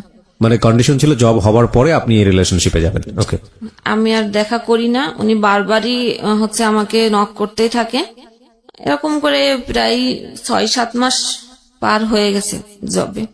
অফিসেও যেতেন, আমার ওই অফিসে এই করতেন। আর এদিকে ওই ভাই আমাকে হোস্টেল ঠিক করে দিলেন, হোস্টেলেই উঠলাম। একদিনের পরিচয়, আমাকে চেনেও না, আমার বাড়ি কোথায় সে জানে না। সে আমাকে হেল্প করলো। হচ্ছে জব ভালোভাবে চলছিল। ওটা প্রেশার দেয়া শুরু করলো। যখন ফোন রিসিভ না শুরু করলাম, তখন আমার ম্যানেজারকে ফোন দিত, ফোন ধরে না কেন। আচ্ছা, ম্যানেজার আমাকে ডেকে জিজ্ঞেস করে তুমি কেন ফোন ধরো না, ওটা না তোমার ভাই? হ্যাঁ আমার ভাই। আমি তো জানি যে সে হচ্ছে কি, কিন্তু তার কাছে প্রকাশ করতে পারতাম না। একদিন বাধ্য হয়ে আমার ম্যানেজার স্যার খুবই ভালো ছিলেন, যে মেয়েদেরকে যথাযথ সে সম্মান দিতেন। আচ্ছা, তা আমি বললাম যে আসলে উনি আপনার বন্ধু, আমি আপনাকে সত্য কথাই বলি যে এরকম একটা সিচুয়েশনে আমি পড়ছি। এখন সে তো রীতিমতো আমাকে এই করতেছে, এবং সে আমি যে ঢাকায় আসবো তিনি আগের থেকে আমার জন্য বাসা ঠিক করেছিলেন, কিন্তু আমি জানি না। এবং সে সেখানে বাসা ঠিক করার পরে সেই 6-7 মাস পরে এসে বলে যে আমি তো বাসা ঠিক করেছিলাম, যখন ফোন ধরি না, যখন দেখছে যে না আমি তাকে অ্যাভয়েড করতেছি, তখন বলতেছে যে এই 6-7 মাসের বাসা ভাড়া আমাকে দিতে হবে। আচ্ছা, আমি কেন দিব বাসা ভাড়া? যে তুমি তো না করো নাই। আমি আসছি কি আর কখন আসবে সেটা তো আপনি জানতেন, তাহলে আপনি কেন আমাকে না জানায় বাসা কেন ঠিক করলেন? আমি তো আপনাকে একবারও বলিনি যে আমার জন্য বাসা ঠিক করেন আপনি। এই বাসার টাকার হ্যাম্পার আমার পরে দিতে আছে, এবং যার বাসা হচ্ছে নিচে সে স্থানীয় একজন লোক, সে নাকি তাকে হুমকি দিচ্ছে এই সে করবো টাকা না দিলে। আমার ম্যানেজারকে জানালাম, ম্যানেজার বললো যে তুমি টেনশন করো না, আমি এটা হ্যান্ডেল করতেছি, যেহেতু ও আমার ফ্রেন্ড তো আমি এটা হ্যান্ডেল করতেছি। যখন আমার ম্যানেজারকে দিয়েও তার কোনো কাজ হলো না, তখন বলে যে অফিসে লোক পাঠাবো, এই করব, রাস্তাঘাটে অনেক কিছু করব।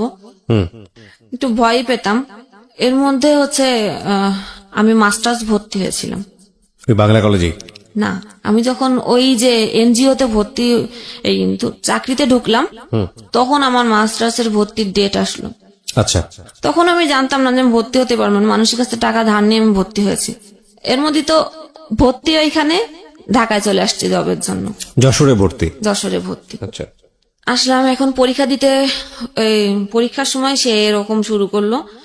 আমি আমার ম্যানেজারকে বারবার বলছি যে আমি তাহলে চাকরি ছেড়ে দিই, এরকম যখন সমস্যা হচ্ছে। তা বললো যে না, তুমি কেন চাকরি ছাড়বা, তুমি যাও পরীক্ষা দিতে যাও, নি টেনশনে। আমি পরীক্ষা দিতাম, অফিস করে রাত্রে রওনা দিতাম, সকালে নামতাম, পরীক্ষা দিতাম, পড়াশোনা নাই, পরীক্ষা দিতাম, আবার আমি গাড়িতে উঠে ব্যাক করতাম। এইভাবেই একদিন পর একদিন আমি এরকম জার্নি করে করে পরীক্ষা দিছি। পরীক্ষা দিলাম যুদ্ধ করেই, তার মধ্যে আবার এদিকে এই প্রেসার। অফিসে যারা ডিরেক্টর থাকেন উনি ছিলেন, আমি ছিলাম প্রশাসন বিভাগে। প্রশাসন বিভাগের ম্যানেজার আলাদা, এক্সিকিউটিভ ডিরেক্টর আলাদা, প্রোডাকশনের ম্যানেজার আলাদা, এবং আমি ছিলাম ওয়েলফেয়ার অফিসার হিসেবে। ওয়েলফেয়ার অফিসারের কাজ হলো, ওটা গার্মেন্টস ফ্যাক্টরি, ওয়েলফেয়ারের কাজ হলো সেই একই, সমস্ত মহিলা কর্মীদের ট্রেনিং দিতে হবে, জি, এবং তাদের ভালো মন্দ, তাদের ম্যাটারনিটি সুবিধা, তাদের ছুটির সুবিধা, এবং তাদের যে টাকা পাওনা দিই, জি, এইগুলোর সব ফ্যাসিলিটি কি সেটা আমাকে ডিট করতে হবে কোম্পানির সাথে। মালিক পক্ষের লোক থাকে আলাদা, আমি হলো তাদের পক্ষের লোক বা কনভেনার বা রিপ্রেজেন্টেটিভ। জি। তো মালিক পক্ষের থেকে বলতো, কি মেয়ে নিয়ে আসছে, চেহারা ভালো না, সুন্দর মেয়ে লাগবে। আমার জায়গা যে আগে ছিল সে সুন্দর ছিল এবং তাদের সাথে সময় দিত। আমার ম্যানেজারকে বারবার বলতো, তুমি এটা কি মেয়ে নিছো, একটা সুন্দর যে ওয়েলফেয়ার সবার সাথে কাজ করবে তাকে তো সুন্দর দেখতে হবে। তো ম্যানেজার বলতো যে আমার তো কাজের দরকার, একজন শিক্ষিত মেয়ে লাগবে, প্লাস যে কাজ করতে পারে আমার তাকে লাগবে, আমার চেহারা দিয়ে কি করবো, সেটা সাপোর্ট দিত আমাকে। এবং যখন অফিস অনেক রাত করে অনেক সময় শেষ হয়ে যেত, তখন সে তার বাসায় দিকেই আমাকে নিয়ে আসতো, ছোট বোনের মতো দেখতো সে। সেটাও তাদের চোখে ডাউট লাগছে যে ম্যানেজার সবসময় ওকে সাপোর্ট করতেছে, এদিকে ওরা টাকার জন্য প্রেসার দিচ্ছে, বলতেছে যে টাকা দিব নাই, ওকে দেখা করতে বলো, সেখানেও ও সাপোর্ট করতেছে। তাহলে আমাদের এতদিনের বন্ধুত্ব সম্পর্ক, আর সে 2 দিন চাকরি করতে গেল, তুমি তাকে বাঁচাচ্ছ কেন? তাহলে নিশ্চয় তোমার সাথে ওর কোনো রিলেশন আছে। ওকে, এই কথা বলতেছে। তখন ম্যানেজার হয়ে তুমি যখন তোমার কাছে বলে কোনো লাভ নেই, তখন এক্সিকিউটিভ যে ডিরেক্টর তাকে বলা হবে। সেখানেও তারা ফোন দিল যে ওই মেয়ে এই সেই, প্রকারে আমি ভালো না, আপনার ম্যানেজার এরকম সাপোর্ট করতেছে। এবং তাদের দিক থেকেও একটা কথা ছিল যে আমার চেহারা ভালো না, সব মিলায়ে এমন একটা পরিবেশ তৈরি হলো যে আমার কাজ করাটা একদম। এবং ম্যানেজারকেও ডেকে তাদের বলা যে তোমার ওই মেয়ের সাথে এই সে আছে, তোমার ওয়াইফকে জানাই দিব। এখন কেউ তো ফ্যামিলিতে এরকম একটা নিতে চাবে না। এখন আমিও ভাবলাম যে আমার জন্য তার কেন হবে, সে তো আমাকে কখনো খারাপ চোখে দেখে নাই, আর আমাকে তো কোনো খারাপ অফারও সে কখনো দেয় নাই, তাহলে আমি কেন আমার জন্য তার ক্ষতি হতে দিব। নিলাম আমি জব ছেড়ে দিলেন। জি, জব ছেড়ে দেওয়ার পরে আমি যে কোম্পানিতে চাকরি করতাম, সেই কোম্পানির নাম কিন্তু বাংলাদেশে, আপনিও খুব ভালো করে জানেন।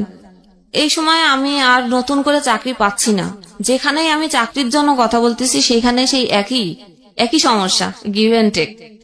আমি কখনোই এটার কাছে মাথা নয়। এর মধ্যে তো মনে করেন 2 বছর, আমি তো বাড়ি থেকে চলে আসছি, 2 বছর হচ্ছে। 2 বছরের মধ্যে আমাকে কেউ একবারও খুঁজলো না, আমাকে কেউ একবারও ফোন দিল না, কেউ ভাবলো না যে এই মানুষটা যে বাসার থেকে চলে গেল, একটা মেয়ে মানুষ কোথায় গেল, খাচ্ছে কি না খাচ্ছে। 2 বছরের মধ্যে 4টা ঈদ গেছে, বাকি সব দিন হচ্ছে গিয়ে আমি বাদ দিলাম যে আমাকে কেউ মনে করে নাই, কিন্তু ঈদের দিনও কি আমার মনে পড়ে নাই?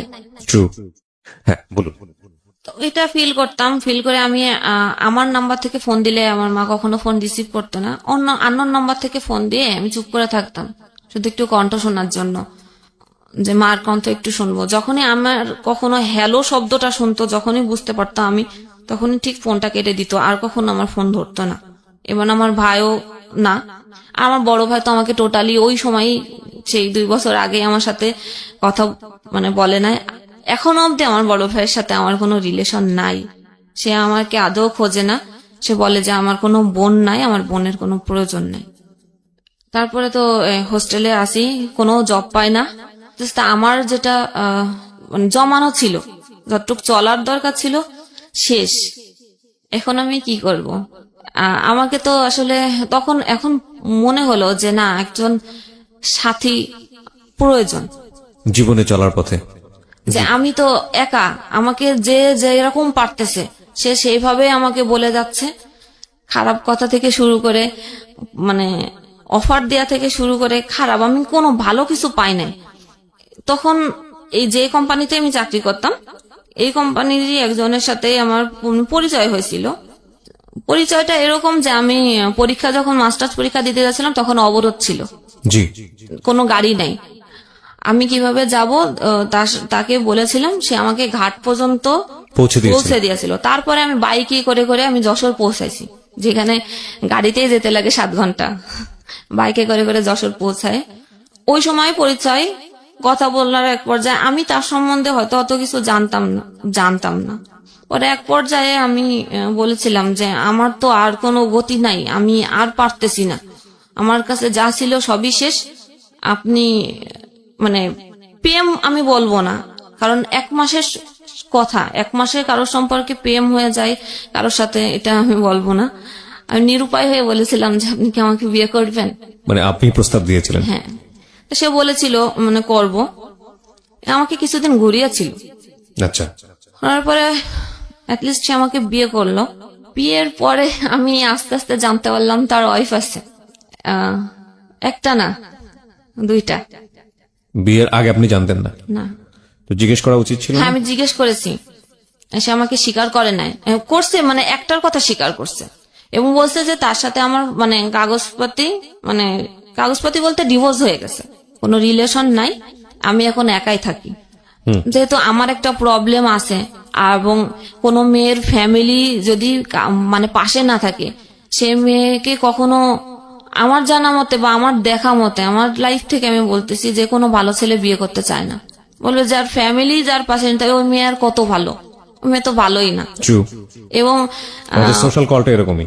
হ্যাঁ, এবং যার মা সব জায়গায় বলতেছে যে আমার মা যদি কোনো সন্তানের নামে বলে, সেটা তো অবভিয়াসলি মানুষ বিশ্বাস করতে বাধ্য, যে মা তো সন্তানের কখনো খারাপ চায় না। মা যখন বলতেছে তাহলে ওই মেয়ে নিশ্চয়ই এরকম।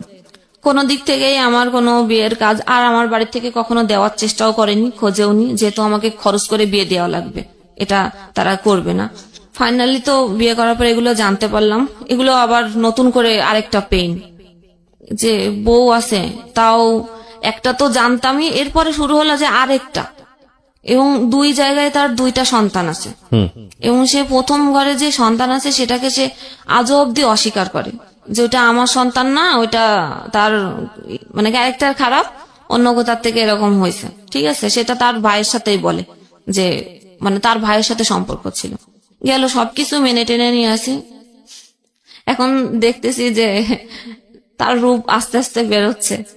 সে এখন আমাকেই সবসময় সন্দেহ করে, আমাকে বাসার থেকে কখনোই বেরোতে দেয় না, এবং ফিজিক্যাল টর্চার শুরু হয়ে গেছে। চাকরি কোথাও করতে দেবে না, সবাই খারাপ বলতে এখন সে আমাকে ওই পিছনের কথাগুলোই বলে, যে আমি যদি ভালো হতাম তাহলে কি আমার এরকম হতো, ওই সেই পিছনটা নিয়ে খোঁটা দেয়। হ্যাঁ, আমি যদি ভালো হতাম তাহলে আমার বাড়ির লোকেরা কি আমার সাথে এরকম করতো, এবং তোমার মা যে তোমাকে জন্ম দিছে সে কেন এরকম করে তোমার সাথে, নিশ্চয়ই তুমি খারাপ তাই করে, তোমাকে তো কেউ সহ্য করে না। এবং সে আমাকে স্পষ্ট বলে দেয় যে তোমার ভালো না লাগলে তুমি চলে যেতে পারো, আমি দিব না কোনো কাগজ, তুমি কাগজপাতি দিয়ে, এটা গতকালও আমাকে বলছে, তুমি কাগজপাতি দিয়ে চলে যেতে পারো। এখন আর জীবনের কোনো কিছু এখনো খুঁজে পাই না, এখনো আশা করি যে না, আমাকে এখনো কিছু করতে হবে, একটা জায়গায় আমাকে দাঁড়াতে হবে। হয়তো আমার নিজের যদি কিছু থাকতো, বা আমি নিজে যদি একটা জব করতাম, নিজে যদি ভালো পজিশনে থাকতাম, হয়তো আমার দিকে এই আঙ্গুলগুলো তুলতো না কেউ। তার মানে আপনি এখনো স্টিল ফাইট করে যাচ্ছেন, প্রতিনিয়ত ফাইট করে যাচ্ছেন। কেন এই গল্পটা বললেন এই প্রশ্নটা আমি করব না, কারণ সবাইকে আমি একই প্রশ্ন করি। তো মানে আজকের এই জীবন গল্পটা শুনে অনেক মানুষই একটা জিনিস ফিল করবে, অনেক মেয়েই ফিল করবে, আল্লাহ কত ভালো রেখেছে তাদের। হ্যাঁ বলেন। আমি এখনো আমার ভুলগুলো খুঁজে পাই না, যে আমার ভুলটা ধরায় দুক, আমি শুধরে নেব। কারণ ভুল যে কাজ করে সে কিন্তু একটা ঘোরের মধ্যে থাকে, সে কিন্তু বুঝতে পারে না যে আমি ভুল করতেছি না ঠিক করতেছি। আমি ফাইটের মধ্যে আমার সামনে যে পজিশন আসছে সেই পজিশন মেনটেন করে আমি চলছি না, এটা যখন আমার সামনে এসে দাঁড়াচ্ছে তাহলে আমাকে এখন এটা করতে হবে, কিন্তু সেটা ভুল না ঠিক আমি নিজেও এখনো জানি না, যে আসলে কি আমি ভুল করেছি। সব ভুলের জন্য কি আমি দায়ী? আমাকেই সবসময় সবাই আমাকেই দায়ী করেছে, যে আজকে সবকিছুর ভুলের পিছনে আমি দায়ী, এখনো অব্দি আমাকেই দায়ী করে। আর এখনো অবধি আমার মার সাথে আমার কোনো যোগাযোগ নাই। কিভাবে চলে আপনার দিন, কি করেন, মানে সকাল থেকে শুরু করে সন্ধ্যা পর্যন্ত? এই তো সকালে রান্না, সে আমাকে দেখাশোনা করে, এটাই যে বাসা ভাড়াটা দেয় আর বাজার, এর ব্যতিরিক্ত তার কাছ থেকে আমি কোনো কিছু এক্সপেক্ট করি না। সে সকালে যায় আর রাত্রে 1টা 2টা 2:30টার সময় আসে। সে আমাকে কখনো সময় দেয় না, ইভেন সে আমার সাথে কথা বলতে চায় না। কথা বলতে গেলে সে আমার কথা শুনে না এবং বলে যে আমি তোমাকে টেকনিক্যালি অ্যাভয়েড করি। আপনার কিছু বলার নাই এখানে আলটিমেটলি? আমি এখনো বুঝতে পারছি না যে আমার ভুলটা কোথায়। একটা সংসার করতে গেলে আমি এতটুকুই বুঝি, স্বামী সংসার 2 জনের, সেখানে কোনো কিছু করতে গেলে 2 জন পরামর্শ করেই করতে হয়। সেখানে সে যা কিছু করে আমার পরামর্শ তো করেই না। আমি যখন বলি তখন বলে যে তোমার এত কিছুর কি দরকার, তোমার এত কিছু জানার দরকার নেই, আমি যা খুশি তাই করব, আমি বলতে পারবো না কোনো কিছু। আমি বললে আমাকে টর্চার মারে, গায়ে হাত তোলে। হ্যাঁ, সেদিনও আমার নাকে এমন একটা ঘুষি মারছে, সারা রাতই ব্লিডিং হয়েছে নাক দিয়ে। তারপরেও এই যে এফএম এর প্রতি যে আগে একটা ঝোঁক ছিল। খুব বাজে একটা প্রশ্ন করি, এই প্রশ্নটা করতে ইচ্ছে করছে এই কারণে, আমরা যখন অনেক বেশি ফ্রাস্ট্রেটেড হয়ে যাই, আমাদের এই যে গল্পটা আমি শুনলাম, তো আপনার তো একুল উকুল দুকুল কিছুই নাই। একুল উকুল বলতে বোঝাচ্ছি কারণে যে একটা মেয়ের জামাই সংসার না থাকলে ঘরে ফিরে যায়, বাবা মা থাকে, আপনার সেই জায়গাটাও নাই। কেউ কোনো মানুষই আপনাকে জায়গা দিল না।